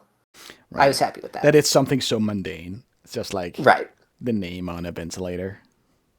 I think it probably could have had a better impact if we were like seeing things from Jean's perspective for more of the movie. Yeah. I think because then the rug pull of it, like the key to finding her sister was all along just an indication she was dead, would have probably had a little more impact in that case. But I still like the concept of it. It does make me wonder when Peter asked the director guy, whatever his name was, yeah, whatever, Mr. Evil Man, asked him, "Hey, does VMAX mean anything to you?" That guy responded as if it did, but he was like, "Where did you hear about that?" But surely it would mean nothing to him because it's... No, he didn't say that. He was like, "No, sorry, never heard of it." No, and it's supposed to no, be sorry, like, never heard of it. Where'd you hear about that? It was like, sorry, got to keep my sources tight. It's like he's asking... Oh, that's true. He does ask, like, where did you hear that? But surely that means nothing to him. He wouldn't know. Right. It's like, if he told him where he heard it, what would he care? It's nothing. I thought that was pretty clever as a way to... Well, I don't know, maybe not. I was going to say it's pretty clever as a way to, like, get the audience suspicious of him at the start, and then it turns out that he actually didn't know anything. I mean, obviously, we already know that the government crime fighting thing is probably not the good guys. Which is why I think it would have been, like, cool and subverting expectations in a good way if he wasn't to have it be a reveal that he actually didn't know what this mystery is, if it weren't for the fact that, oh wait, he still is the real villain of the movie anyway. Guy, and it is related to him. He just didn't know. Yeah. I think the brand on the thing was like Ventimax, and I think would have been cool if they moved the tape over like 5mm, so it said IMAX instead. Her last words were IMAX. She died in a theater. She died watching The Odyssey. Suddenly, Christopher Nolan is the villain. Anyway, good movie.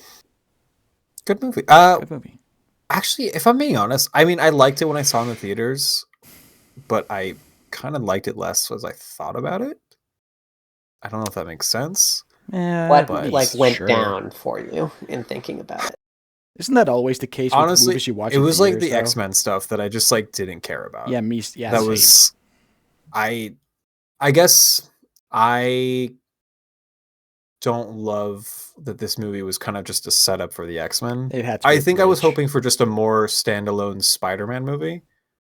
Yes. And then I would love a I mean, I guess we've never really had that in these new ones. They're always connected to something, but it is less connected to something in this one than it has been for the previous two. Yeah. The first one and this one are the least connected to something. I didn't mind things like the Hulk or Punisher showing up. That was that's fine. That was fun. I think Hulk's appearance in it was fine. At least in the first scene was like a good kind of clever way. It made sense to have him be present. Yeah.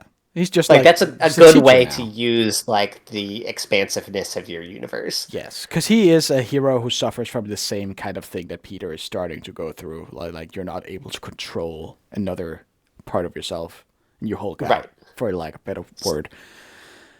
So it makes sense that he would be available. It makes sense that Peter would think to go talk to him. It's also and he didn't have to solve the whole movie when he showed up. Yeah, it was also kind of cool to see him fully Hulk out, understanding that the Hulk we've seen for the last many appearances have been the kind of more subdued, under control Hulk, and this is almost not Ang Lee, the first one that's technically the MCU but isn't, kinda halfway. Is it? That is the Ang Lee one, isn't it? No, isn't it Norton? Oh, the Ang Lee's the director. Oh, Ang Lee's the director. That's it. Yeah, right. It's it was reminiscent of that. He was that veiny and all, strung out. Yeah. Oh, are you okay? So Ang Lee and Edward Norton, those are two different Hulk movies. Right? The Ang Lee movie has Eric Bana. Yeah. And then I was thinking about is just directed by Louis. Pre MCU Hulk, and the Edward Norton one is technically in the MCU, but it isn't the same actor, so it's they just changed actors. It's halfway in my opinion. I don't know. Honestly, the Ang Lee's Hulk is really good, actually. But it reminded me of those Hulks where he just looks like a fucking savage. He's so green, and we haven't seen that with Bruce Banner in the actual MCU yet. It's the biggest, angriest he's ever been. That's kind of neat. Fully lose control. Yeah, I agree. But also, I thought he'd found. Wasn't that the thing in the She-Hulk show that he has this? Oh, and I guess Endgame. He has this midway point he is now, where he's smart but also Hulk. I thought he was always that. Now. Yeah. Did they establish that he can't do that anymore at some point? And now he has to do an inhibitor? Because he didn't need that in Endgame. That was something, because I'm not watching all of these. I'm not watching all this shit. I'm not watching She-Hulk to find out if Bruce Banner can no longer control the Hulk. I didn't know if his inhibitor was a thing that was invented for this movie, or if that had been seeded beforehand. Either it shows up in a TV show or it's new in this. Okay. I don't know. I will never know. I will never find out. I will never learn this. I do not care. I do not know. I do not care to know. I don't care that much. Discuss in the comments below. Tell us in the comments. I'm just going on X-Men threads again. It's interesting that Emma is the first person that they've cast, because Emma's first story, she starts out as a villain in the 80s before becoming a member of the X-Men in like the early 2000s. And the story that she's introduced in is the Dark Phoenix saga. Oh. And the first thing that Jean does after going like fully Dark Phoenix mode is she like rips Emma's brain apart, just completely fucks her up. That's not nice. Why does everybody like Jean Grey? She seems like an asshole. Because she's cool, basically. I guess she's cool. I remember you linking, I think that was you, linking that like room drawing showing everybody's like dorm rooms and how Jean Grey, Cyclops, and Wolverines were all connected. It's like the canonical threesome. The summer house on the moon. Summer house. The canonical threesome chamber. That's awesome. Yeah, that was sick. But do Cyclops and Wolverine they don't like each other, do they? They're like famously not friends. There's a homosocial triangle going on for sure. Good for them. You love to hear it.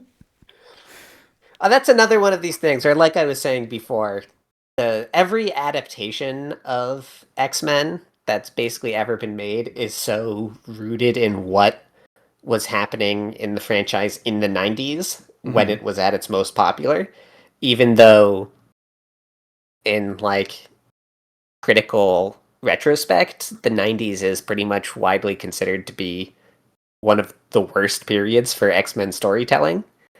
And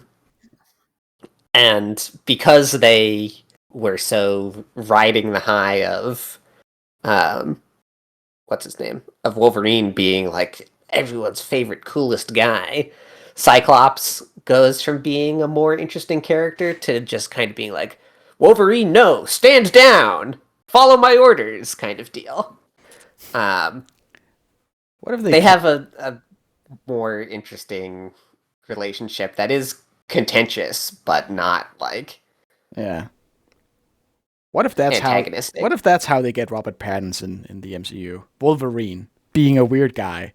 Robert Pattinson Wolverine. Hell yeah. Get him all shredded. He probably already is. Yeah. And he's like 10,000 feet tall. He can be Wolverine. Did he have a shirtless scene in Batman? Probably. Yeah. He must have. Yes. I'd like to admit. He's fairly, so I don't know if he's like ripped. He's just like really, he just has no body fat. But he's not like bulked.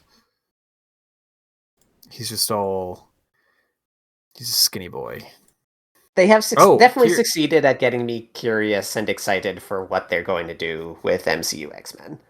I think that'll be a really interesting thing to watch unfold. Even if it doesn't turn out being good, which I think there's a pretty good chance it won't, because most of these movies are not good, then I really want to know how they're going to choose to adapt it. Those choices will be super cool to see. It does feel like this is kind of their last chance to make $1 bazillion before, they kind of have to hang up the jersey on the whole MCU thing. Because like this has to end at some point. So they're going to have to choose carefully, I guess. Right. Like, even if Doomsday and Secret Wars totally flop, then maybe it's possible think they'll make a lot that there's of money, a timeline. But they just won't make. Sorry, you were saying. Yeah, well, you're right. They will make a lot of money. There's no but way, maybe not like Endgame or Infinity War money. I don't expect that. That was kind of lightning in a bottle that they will never recreate. So, but if these two movies turn out to be a disappointment by whatever metric that can be measured, I think there's still a timeline where it's possible they could turn it around after that and just say, like, okay, the whole Endgame to Secret Wars era of the MCU was the flop era, and then we figured out what we were doing wrong and got back on track. But there's also a very perhaps more likely timeline where these movies are disappointments, and then they try to reboot it and get the X-Men in there as like the new big thing, and their adaptation of the X-Men also sucks. And if that happens, I think it kills the MCU. I think It's not the worst thing to happen. I think the X-Men can carry the MCU going forward. I don't think they can the do X-Men it alone, Okay. but I think that they're probably going to be key to the MCU's plans or whatever their next phase is. I think the X-Men can save the MCU like Clayface is about to have to save the DCU. Yeah. Well, look, I mean, the X-Men are crazy popular. Like They in are. Marvel Comics, always have been. Yeah. Marvel Comics is divided into like 3 editorial divisions, technically 4. One of them is like third-party licensed comics. So throwing that one out, one of the divisions is the Spider-Man office, which does Spider-Man and Spider-Man spin-off characters comics. One of them is the X-Men office, which does X-Men and X-Men spin-offs.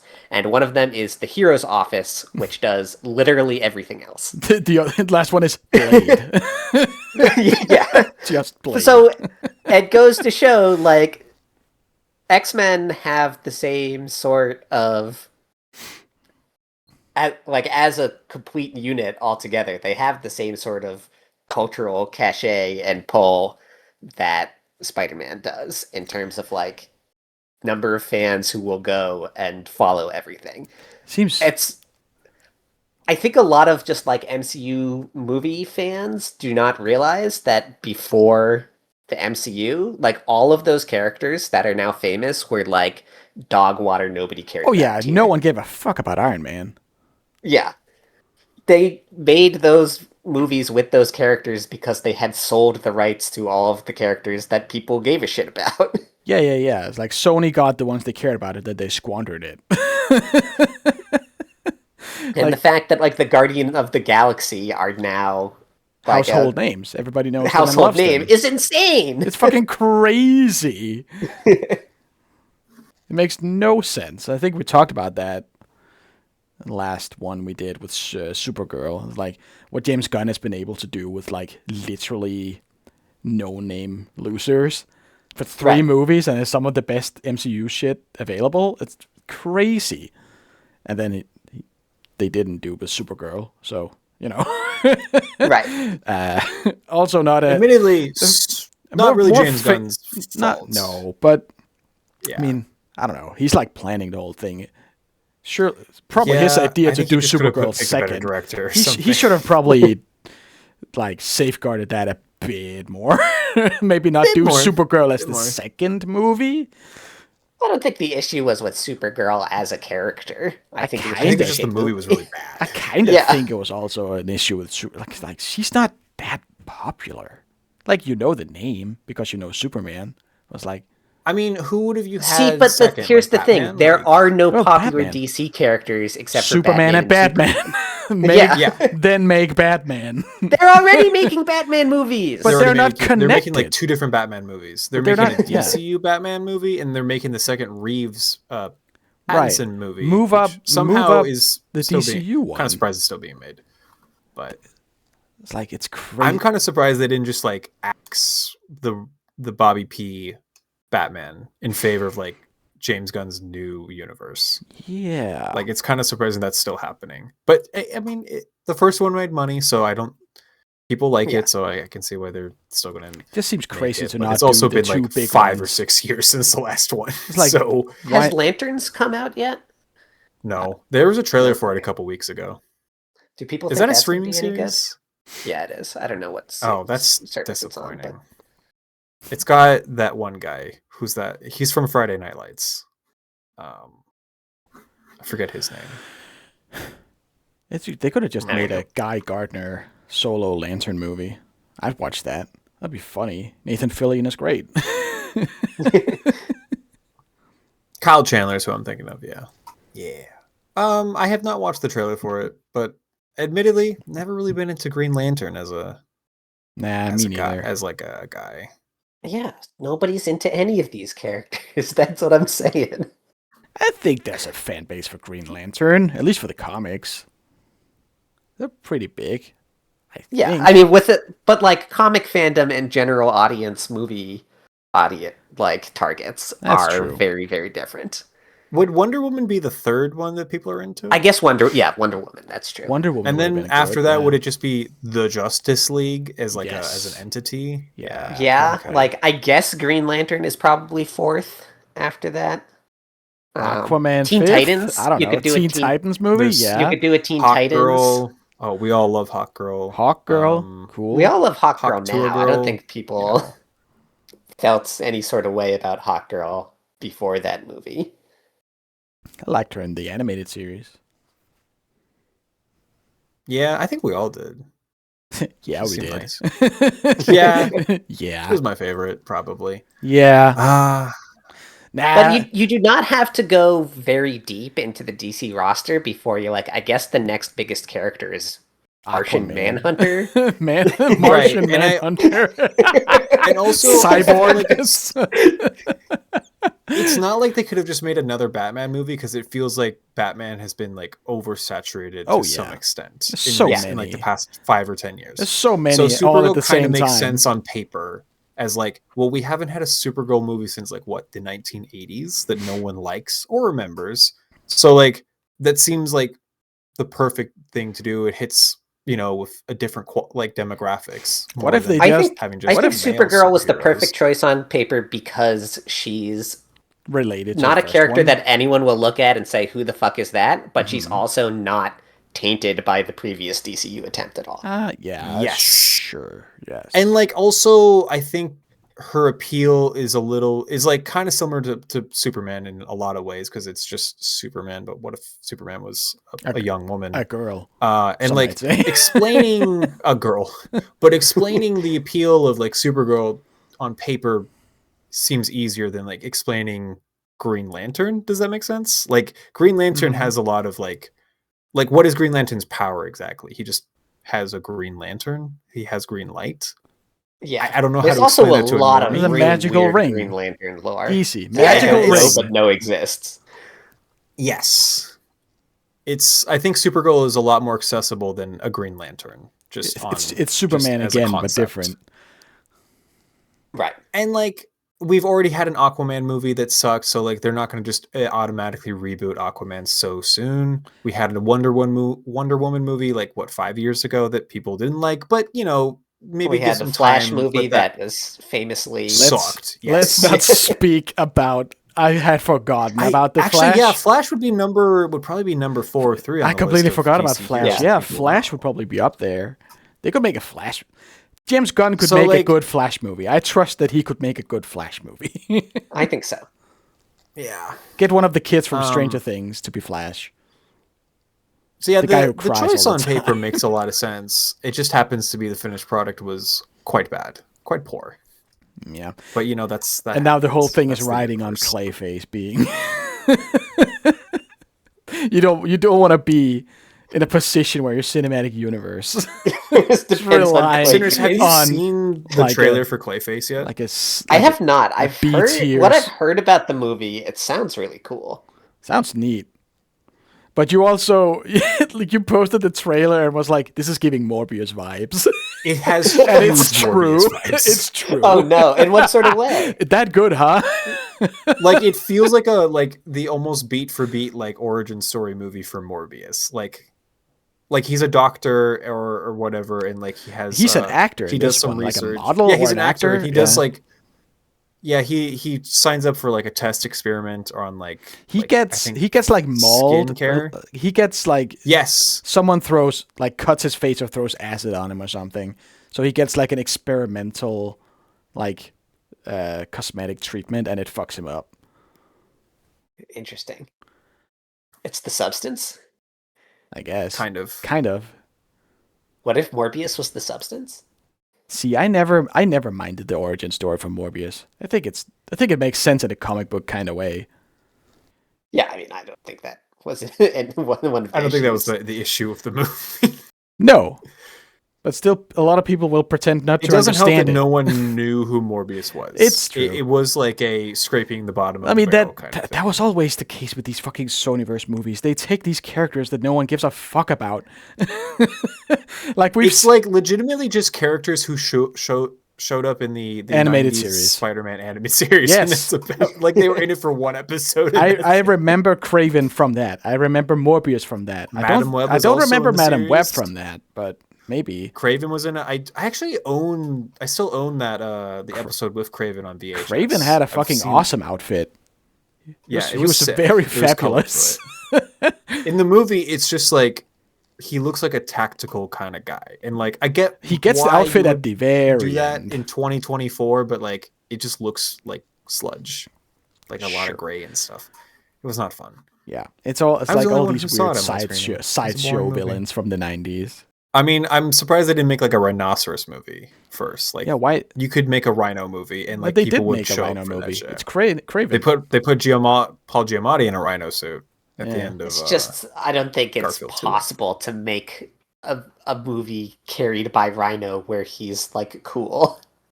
You think that, but that would probably be more successful than a Kraven movie or a Morbius movie where that character comes across as cool and can carry a film. I cannot imagine that for Rhino.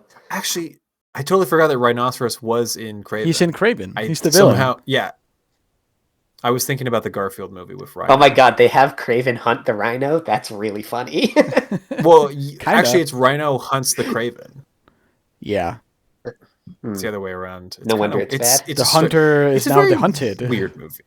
Yes. It's a great movie. Everybody should watch Kraven. Could have Scorpion in a movie. I mean, you could have a whole movie full of these villains. There's so many Spider-Man villains. Why didn't they make a Dr. Octopus movie? Well, they already kind of perfected Doc Ock in Spider-Man 2. Yeah, but they don't care. What did they care? Oh, that's another thing. To take it back to Brand New Day, I just realized we haven't had J. Jonah Jameson in a while in one of these movies. True. And like, I'm kind of sad about that. He's like you don't even have to bring back. He's like the Alex Jones podcaster in Spider-Man. He was in the last movie, wasn't he? He was. But 3 is old. 3 is kind of old by internet Y'all time. kids with your fucking short attention I guess spans. I'm sad there's less Daily Bugle in like the recent Spider-Man movies. Daily Bugle. Yeah, wait a minute. Wasn't he supposed to be like taking pictures of Spider-Man to sell to J. Jonah Jameson? Isn't that how he makes money? Part of like Isn't that how he makes money? Is to be a journalist. Oh yeah. You know, it would have been more interesting if Peter developed helped develop the Spider-Man tracker app that Ned makes in the movie, and like it would kind of tie into like Spider-Man's struggles. Like I have to develop an app and make money. But people are going to be finding me and stuff like that. Speaking of the post-credit scene, that app works by people reporting where Spider-Man is. Who's with Spider-Man in another dimension or planet reporting a sighting of Spider-Man on the app? Unless that's how he calls for unless that's his distress call, like he reports himself. I was going to say the radius on this app going to space is crazy. I don't know how you get information. How did he even prepare that? That's fucking legit, man. I don't know what to tell you. Well, I mean, I guess it's Ned is also doing illegal things. I'm sure. I suppose there is like precedent. For what was with that like one scene subplot of him like huffing the energy drink or whatever? Oh, he's just addicted to energy drink. Way too long. I was like, I get the joke, and then it just kept it going. I was like, what is with this? Whatever, shark energy or something. Do I get the joke? I'm not sure I do. The joke is that he has a energy drink addiction, and he just doesn't want. He's like doing a really weird way of admitting it. Yeah, but why? That's the thing is like the joke isn't like that good. It's gonna be an important subplot in the next movie. He's gonna come back as Shark Man, Shark Energy Man. He was just riffing. It's like what you said. You never know what to pay attention to in these movies. This is going to be crucial, deep, rich lore for Spider-Man 5 that Ned is addicted to energy drink. Peter will say. He's knocking him back like beers. Yeah. I saw him there buying the Shark Fire or whatever it was called, and I was too busy with my own shit. I didn't do anything about it. I was being I'm a terrible dumb friend. fucking Why idiot. didn't I I'm such save a him? fucking fat Chuck loser. Exactly. He has to go back to Doctor Strange, and he has to like make another wish or do another spell where he's like, "I wish Ned never drank this like energy drink," and somehow it just fucks over Peter's life even harder. Yeah. That would be a good subplot. I'll take that. Anything he does should Right. result in further tragedy. That would be a good subplot, huh? We're really... that's the level we've stooped to. That'd be good. Sure. Awesome. Anything Oh, else I'm happen in curious. that What? Hmm? No. movie? I didn't think so. What'd you say? Yeah. I don't know. Did something else happen in this movie? Oh, what about MJ's boyfriend? Who's Oh, in yeah, the he just movie shows up for in one scene literally and, like, 2 never- seconds. Yeah. And he's not I the thought- guy from the second movie, right? The guy. I thought it was Flash when he Flash, first appeared, yeah. but no, if not it Flash. was, I think they would have said that. Yeah, no, it wasn't Flash. I was thinking it was the guy who was trying to take pictures of Peter with his pants off in the second one in Europe. Oh. I know who you're talking about. Because Flash is never interested in MJ, but that guy was. I don't remember that. I don't guy. remember if he ever got a name. He probably did, but he never mattered post that. It's the guy Peter almost kills with the drone. Oh yeah, I don't know. John Student. John Student Man. Yeah. John Grammaticus.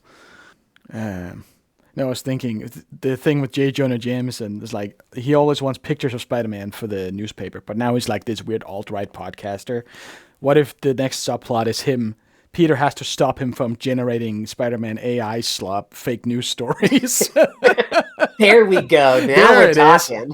Oh yeah, like what if Peter was like a producer on the show and he had to like slowly convince that like Yeah, maybe that. What if that's the JJJ job that, he like- gets? Is like runner for like Yeah. Alex Jones, Infowars. he has to be a producer and he's like, well, what if we actually like said Spider-Man was cool? Like Spider-Man's a good guy. What if He we does made a lot him of do cool stuff. things in these obviously fake images you're making? What if he not that I have any horse in this game, but what if he helped It is the interesting that these movies like kind of avoid certain like I guess cornerstones of Spider-Man lore because previous movies kind of did them better. It's like an admission that like the other iterations are superior in some way. That's at least how I What? read them. Did Like with was he also Go a ahead. photographer in Garfield Spider-Man? Pine. Think Yes. so, but I don't Yeah, really he takes pictures. Does he? Okay. Does he? He doesn't work at the Daily Bugle. Well, I mean, I in guess it's Garfield also movies, kind of an does he? admission that printed newspapers are dead. It's like, what the fuck do you need photos of I Spider-Man mean, for? they're dead, but you could make a like. You could make an like. You could make a storyline blog, about sure. like You can make how Facebook news posts. has changed. Yeah. Yes. That is. Well, they do. That's not because difficult. now the news is he's doing podcasts. I guess, yeah. Yeah, James. He's no longer a newspaper guy. He's a crazy podcaster. He doesn't need photos of Spider-Man for anything. So that's it. Print media is dead. It probably is, yeah. The lesson from Spider-Man: never trust the government. Print media is dead. You can kill people if you were sad ones. Oh, one more question about a 3-scene king. Was Scorpion in anything before this movie? No. Okay. He was in. We've seen this Scorpion before, haven't we? Yes, we have. He seemed familiar to me. But... We see him in prison when Toombs goes to prison in the first one. He meets this Scorpion in there. I don't think we ever see him as Scorpion, but we know that it is him. I thought he was cool. I liked cool. the actor. I really liked the fight scene with him. Yeah. But yeah, he's already in Spider-Man prison at the end of the first one when Vulture goes in there. His presence in the movie kind of stank of rewrites, though, because it doesn't really make any sense in the final version why Jean Grey is trying to break Scorpion out of prison. No. Yeah. Yeah. Also made me wonder, is like, okay, so she's hit like 3 or 4 other places before this. My first thought when they said that was that, okay, she's breaking out these villains in every facility. She's putting together the Sinister Six or whatever. Right. Before I knew it was Jean Grey, I was like, okay, some force, probably, I don't know who else is in the mysterious, the Sinister Six. Someone with mind control, ghost powers, is putting together a team to take down Spider-Man. But no, it was just randomly Scorpion being controlled. None of that. Wonder when we will ever get a new Dr. Octopus. Like, he's so iconic. There has to be one. I mean, that is Peter's job in a lot of other like instances of Spider-Man, is like the assistant to Dr. Octopus. Oh, that's right. That's like the whole thing, is him being betrayed by his mentor, not knowing that it is him. Yeah, I think there's two things going on, which is first that also the mentor in this case was like want to. Yeah, and the Dr. Octopus of this is like his mentor person is Iron Man in this. He wouldn't happen. Yeah, like their version of Peter and his history is different enough. Yeah. That like some of these things, like Dr. Octopus and Green Goblin, don't really make sense. Fit into they don't make any sense. But I also think that they are very conscious of not wanting to cover the same material that's been done before. There is no Harry Osborn to know in this Spider-Verse. There's no Dr. Octopus to have worked for, because you already work for Tony Stark. There is no J. Jonah Jameson because he's Alex Jones. Right. There's a lot of stuff that just doesn't align with the previous versions, which I guess is like nice that they're not just like redoing everything. Like they're doing it different. Right. Which I hope means that when they do X-Men stuff, we'll get a bunch of X-Men villains who have never been adapted. You'll get Wolverine, and you'll like it. Well, we'll get Wolverine. I'm talking about villains. You'll get I don't know, Magneto. You're just gonna get Magneto. You get Magneto again. That's it. You get Magneto. Yeah. But let's not do. What if we don't do villain Magneto this time? Magneto hasn't been a villain for like 25 years. You'll get villain Magneto because that's what we know. And you'll give point. Give and us you'll point Mr. and you'll Sinister. clap. God damn it! Give me pictures of Mr. Sinister. Give us what is Sinestro. Mr. Sinister's thing? Is he just a sinister guy? Is that like Mr. Sinister is a geneticist who's been like eugenicsing mutant bloodlines, and his big is this like eugenics story, basically? Yeah, he's been trying to like control Cyclops' family's bloodline for generations, and his goal. Does he also measure skulls? What an asshole! No, his goal was originally to like breeding program together Cyclops and Jean Grey, because their child would be like the ultimate mutant. It would be Jean Grey with laser eyes. And that child turns out to be Cable. I've heard about Cable. That's the guy who he's in the Deadpool movie. That's the Deadpool Jim guy. Carrey movie. Yeah. It's okay. Oh yeah, Cable. Name? Okay, yes. Thanos actor. What's his name? Josh Brolin. Yeah. Yes. Bro Jocelyn. Yeah. That guy. He's Cable. He's Jean Grey and Cyclops' kid. Yeah. So in a way, X-Men has been here all along. Uh-huh. I was thinking, it's like, okay, Mr. Sinister sounds like an asshole, but they're not going to do Mr. Sinister because they can't have someone say Mr. Sinister.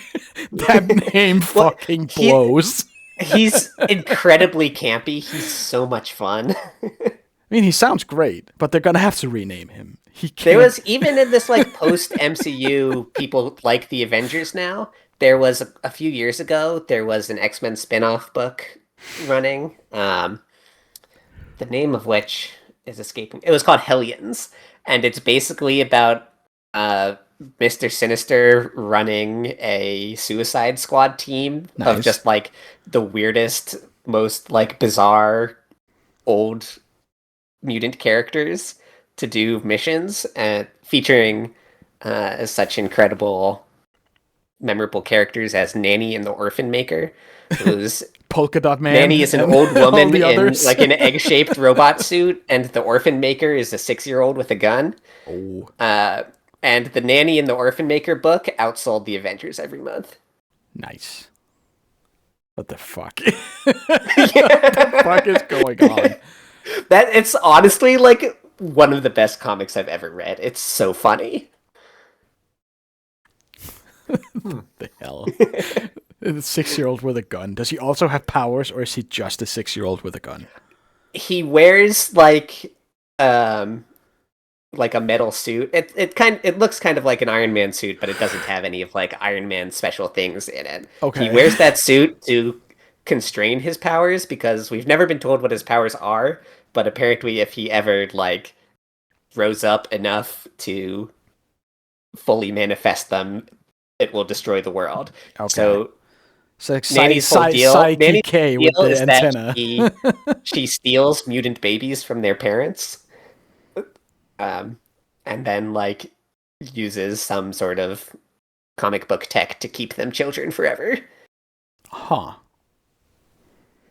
Okay. And the Orphan Maker is her favorite special little boy who kills the parents for her. What the hell? Yeah, give us that. Give us that movie. Nanny and the Orphan Maker movie. They should be the villain of the first X-Men movie. Get James Gunn to make it. He'd fucking nail it too. He would kill a Hellions movie. But no. Can't have that. No.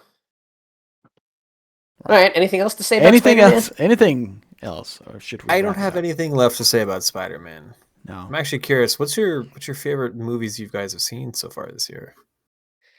This year? Specifically new movies from this year, or just movies that I saw this year? Either one is fine. I watched One Battle After Another a couple months Good ago. movie. That was fucking sick.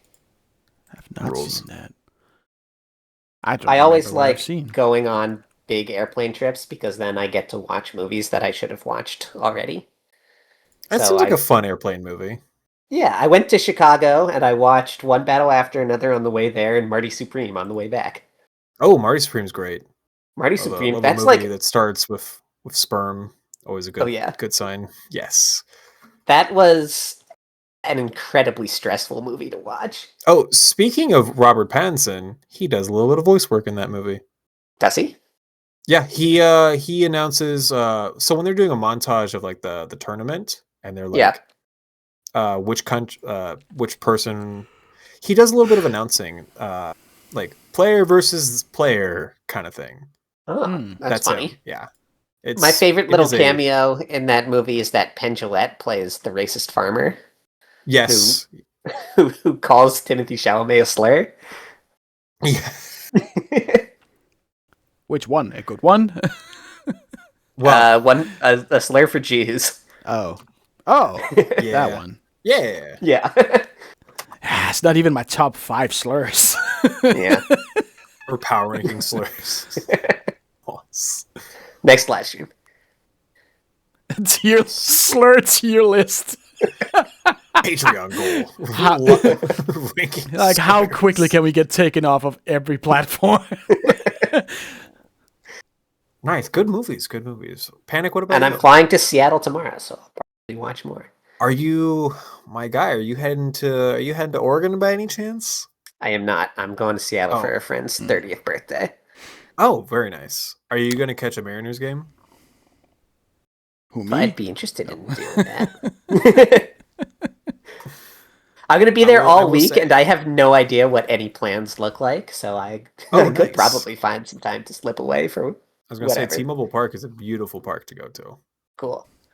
Yes. I don't think I've ever actually been in any park aside from Fenway. Oh.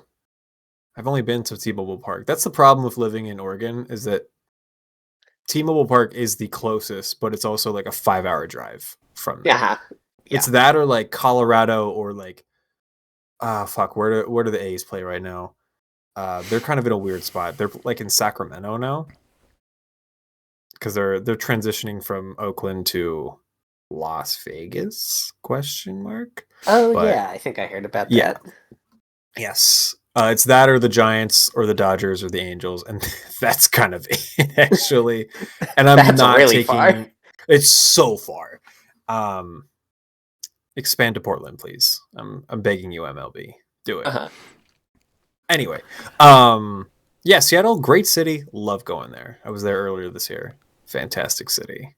I've been once before and I really liked it. Love hills. Love walking up hills. Some steep hills on that city. It's awesome. I think the best movie I saw this year, I finally watched Airplane. That's a great movie. Did you watch it on an airplane? No. Oh. I flew somewhere just to watch it on an airplane. No, I think well, I guess they might not show that on an airplane because the plot of that movie is an airplane going through turbulence. So like that might not be the best vibe. The plot of that movie is a lot of different things. Like how they probably won't show the film Sully on an airplane. Like that just has bad vibes. Yeah. But I think the best movie or like from the this first year, 30 minutes of flight. Yeah. Best movie I've seen this year that's from this year is probably this one, Spider-Man. Oh. I mean, I don't go to the theater that often. But also, late end of August, new Jason Statham. Oh, Mutiny. Mutiny. Very excited for Mutiny. Always excited for a Statham. Takes place on a boat. Although he did just do Shelter, and that one was kind of not that good. I mean, it's still a Jason Statham movie, so, you know. I've been getting a lot of Jason Statham Capital One ads on my television when I'm like streaming something. And I was like, oh, there's Jason Statham. There he is. Trying to sell me some credit cards. Is that a bank? Why is he making ads for a bank? Capital One is a bank, yeah. Oh, right. You're not American. So like I kind of forgot. I don't get bank ads. Capital One is they don't have bank ads in Europe? I guess they not that much. Not where they're like, oh, sign up with us and get this much free credit, get all this free shit. It's just like, aren't we a nice bank? Look at us. Very interesting. Well, European banks probably aren't as predatory as look at this service we provide as the only ones who can do this. Isn't that cool? Sign up with us. It's not honestly, it's actually a huge red flag if a bank does a lot of advertising for their bank. Probably. Like it's bad. But he does adverts for Capital One. Yes. Nice. I might have to show you these adverts. He's still rocking the beard. Yeah, of course. It's awesome. Did his celebrity spokesmanship convince you to sign up for Capital One? Yes. Jason. Is his beard more like normal Statham or beekeeper Statham? It's kind of more beekeeper. Yeah, the thick one, a real thick beard. So fucking excited. Yeah, beekeeper too. Yeah, it's more. It's more like they put like they darkened his beard a little bit in those ones. I think that might just be what it. He has a very dense beard. It's just usually very short. Yeah. But a beekeeper, he's like can't find this commercial. Hermit. That's kind of okay. guy. The key beeper. One of the ads in the theater before Spider-Man was that they're re-releasing into theaters the original Fast and the Furious movie. Oh yeah, that movie's like 25 years old now. There. I mean, the first one is kind of the least, like at this point, the first Fast and the Furious is the least like the rest of the Fast and the Furious. The first one is actually about cars and street racing. The first three are all about cars and street racing. Yeah, I guess the first three are. But then the remaining 8 are not. The fifth is really where it changes. Yeah, and there's been also a spin-off, so it's like more than half of them are fucking ridiculous. Yeah. Yeah, no, 5 is just a bank heist movie. I mean, yeah. If I remember correctly. Where they have they're dragging the vaults. Dragging the vault behind the cars. Yeah, that's such a good scene. Sick. What the hell? Okay. I think that's the best car action scene of any movie ever. Letterboxd has a movie listed for Jason Statham that's called Jason Statham Stole My Bike, with Jason Statham playing Jason Statham. So this sounds like when Jean-Claude Van Damme made that one movie where he plays himself. It's kind of what I'm getting here. Nice. That's crazy. You know what I realized? This advertisement takes place on a train, and I can't find it. But I just realized I don't think he's ever done a movie where he does his stunts on a train. Like, I don't think he's made a train movie yet. Maybe that's coming. He's making another Guy Ritchie movie, 2028. Viva la Madness. Ooh. Put it on a train. Put it on a train. He could go the Liam Neeson route, make a couple train movies. Apparently, the 2012 movie Safe features a scene where his character fights a Russian hit squad inside a New York City subway car. That counts. Okay, that's fair enough. That's fair. All right, Jason. All right. I'll give you that one, Jason. I see ya. Movies. We love them. We love Jason Statham. Movies. I do like Jason Statham. He seems like a nice guy. He seems like the coolest guy. I'd fucking love to hang out with Jason Statham. Could have a pint with him, yeah. Yeah. A point. If only there was an app where I could get updates on Jason Statham and talk to other people. Oh, like a Jeremy Renner app? If only you had the Jeremy Renner app. Actually, that's the app that we need Elon Musk to buy, is the Jeremy Renner app. He needs to, like... No, we need to get Justin Timberlake to buy it. Like, he bought MySpace and then kind of just didn't do anything. Oh, speaking of Justin Timberlake on MySpace. Justin Timberlake. Well, I was going to say Social Network. Oh. Got an ad for The Social Reckoning before I saw Spider-Man. What is that? That is a sequel to The Social Network. Oh. Yeah. I'm curious about that movie. I haven't actually seen the first one.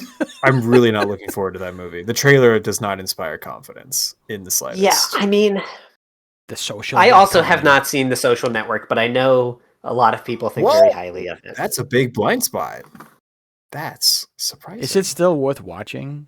Or has... Oh, it's one of my favorite movies. It's like a top 5 movie for me. Oh, wow. I love it. After 4 times Oppenheimer. It goes Spider-Man, Heat, Oppenheimer, Yee, and then Social Network. Wow.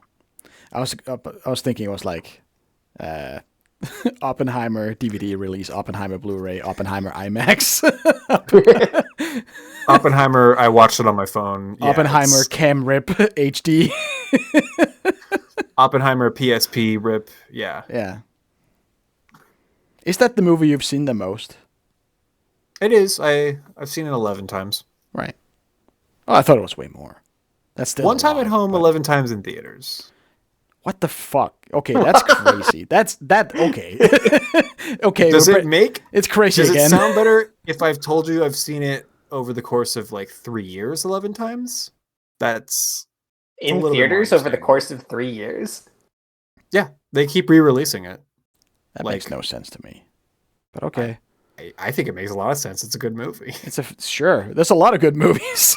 They should re-release fucking Fury Road. That movie made $1 billion. So did Spider-Man 4. Worldwide. Yeah, and they re-released and the first Venom a couple years ago. They should re-release the first Venom.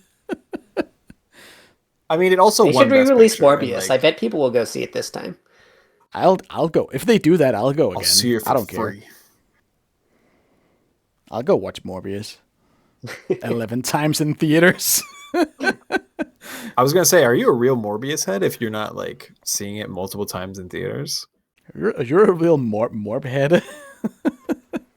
Are you actually morbid? No one's ever really morbid. Guys, I'm about to morb. Guys, can't believe they're finally actually canceling Jared Leto. I thought it was just like public. Oh my god! Yeah. I was like, now? Because I guess it was just after multiple flops. Like, now he's no longer bankable. It's like as soon as he gets a little bit of praise for a role in Masters of the Universe, then he is like good, but he's also just doing that one guy from Frisky Dingo. I mean, sure, it's his voice. It's a very one. I will say Skeletor. Also, you say now that as soon as he's gotten some acclaim for a role, as if he's not like an Oscar-winning actor. I mean, sure. That's a long time ago. He won an Oscar for like a bad performance, though. Like that was not a deserved Oscar. He's been getting a lot of shit for a lot of years. Suddenly, he actually does a good role. In a movie that also flops. Like Masters of the Universe flopped. Tron Ares flopped. What was before Tron Ares? Morbius. Morbius flopped hard. Morbius probably should have like killed his career on some level. Probably. And then it just like didn't. But I guess he had like contractual obligations or whatever. But he is good in Masters of the Universe. Yeah. But like that is all I'll say. I can't say anything more about Jared Leto the person. He seems like a real piece of shit. Yeah, he's never seemed like a cool guy. I just think he's funny in movies because they always tank. He is box office poison on some level. I was a little surprised when these allegations made big headlines recently, purely because I saw them and was like, didn't we know this already? Didn't we already have this? Yeah.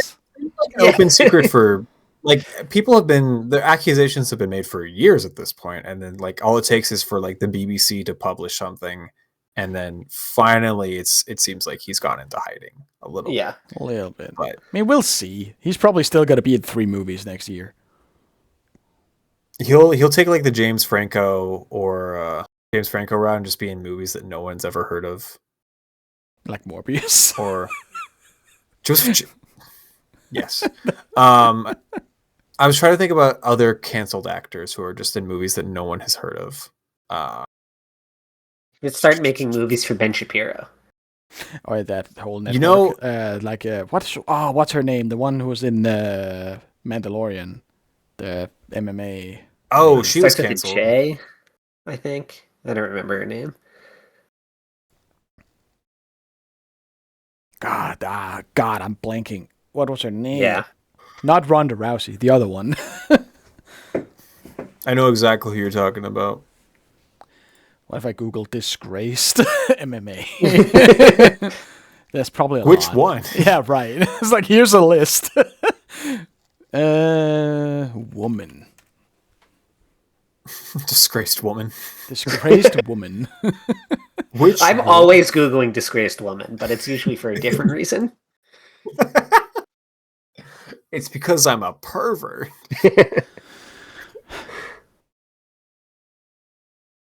Why is it not showing up? Was it not MMA? Was it UFC? Isn't it the same thing? I don't know. Here, I don't know. Mandalorian canceled actress. Yeah, that's right. That's it. Oh, you know what Gina was really bad, Carano. actually? Yeah, there she is. Oh, Gina. yeah. Yeah, she was hella canceled. Why? What? Wasn't Good it for like some COVID stuff? What was it? What did she do? I think she just... Was it racism or was it anti-vaxxing? I forget. Oh, because she posted, quote, Jews were beaten in the streets, not by Nazi soldiers, but by their neighbors. Interesting. A lot to think about with Lots that to think about. What if their neighbors were Nazi soldiers? Ever think about that? So I take it she's just like a raging anti-Semite. Okay. Interesting. Well, She did a heckin' anti-Semitism. Yep. Ooh, yikes. Oh, you know what was really bad that came out this year? Doesn't have a controversy tab on her Wikipedia page. What was bad that came out this year? Let me see. Mandalorian and Grogu. Oh, right, that came out. That's right. Yeah, truly just came and went. Actually, perhaps the last Star Wars. Just like my dad. No, the Ryan Gosling movie's coming out next year. What? There's a Ryan Gosling Star Wars?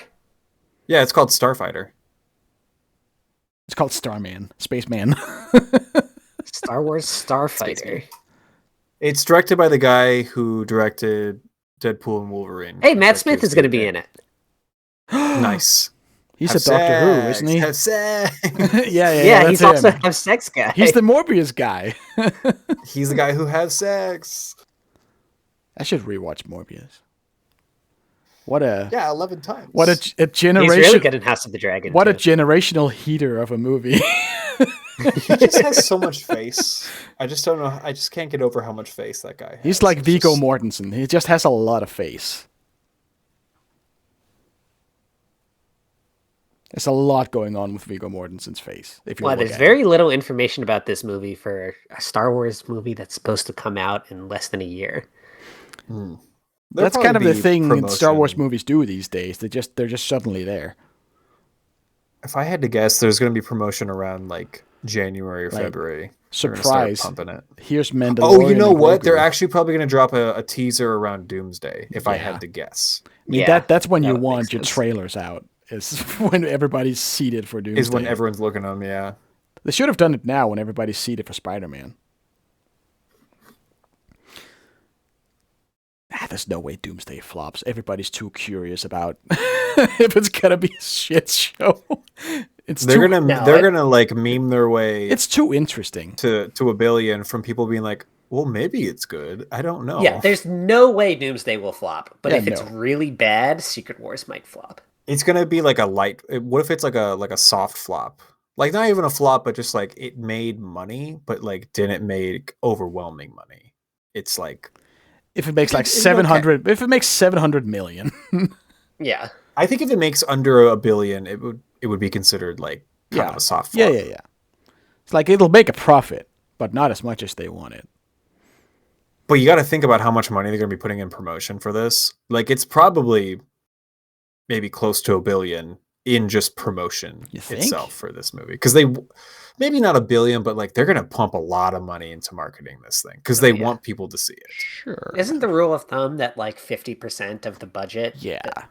is usually like It's like marketing, whatever on the top of listed the budget, whatever it's an the additional listed budget 50%? is, add like 80 to 100%. Basically, like they have to make the budget and then some to like turn a profit for a Yes. movie. So I think I think they do that. I don't know what is the budget. We don't know, I guess, but I think But at a high number, 700 to they be would probably break even. What is the budget for Doomsday? It's what Endgame was like what $300 million? That's the listed It's gotta be number, but 400 then. 350. Doomsday budget. Estimated $300 million. Yeah, Robert Downey's taking 100 just alone. Reports indicate that Avengers Doomsday has a massive production budget of $400 million, paired with an estimated $300 million marketing spend. That's 700. I fucking nailed it. Yeah, so they have to they'd have to make about $1 billion to even be considered like profitable. Yes. What'll be the first movie to hit $1 billion budget? Avatar 4. With the way inflation's going, it might be sooner than later. Who Spider-Man knows? 5. Whatever Jared Leto is in next. He has to make the biggest bomb of all time. His legacy won't be complete until... All right, shall we wrap there? Yeah, we can Yes. wrap. Cool. Perfect. Let's wrap. Oh, good timing because my headphones literally just ran out of battery and died. Nice. Oh. Nice. All right, Hang on. see you everybody. Wasting the battery. Yeah. Pew pew, spew spew. Pew. Whatever the Flame on. the web Flame sounds. off. Flame on.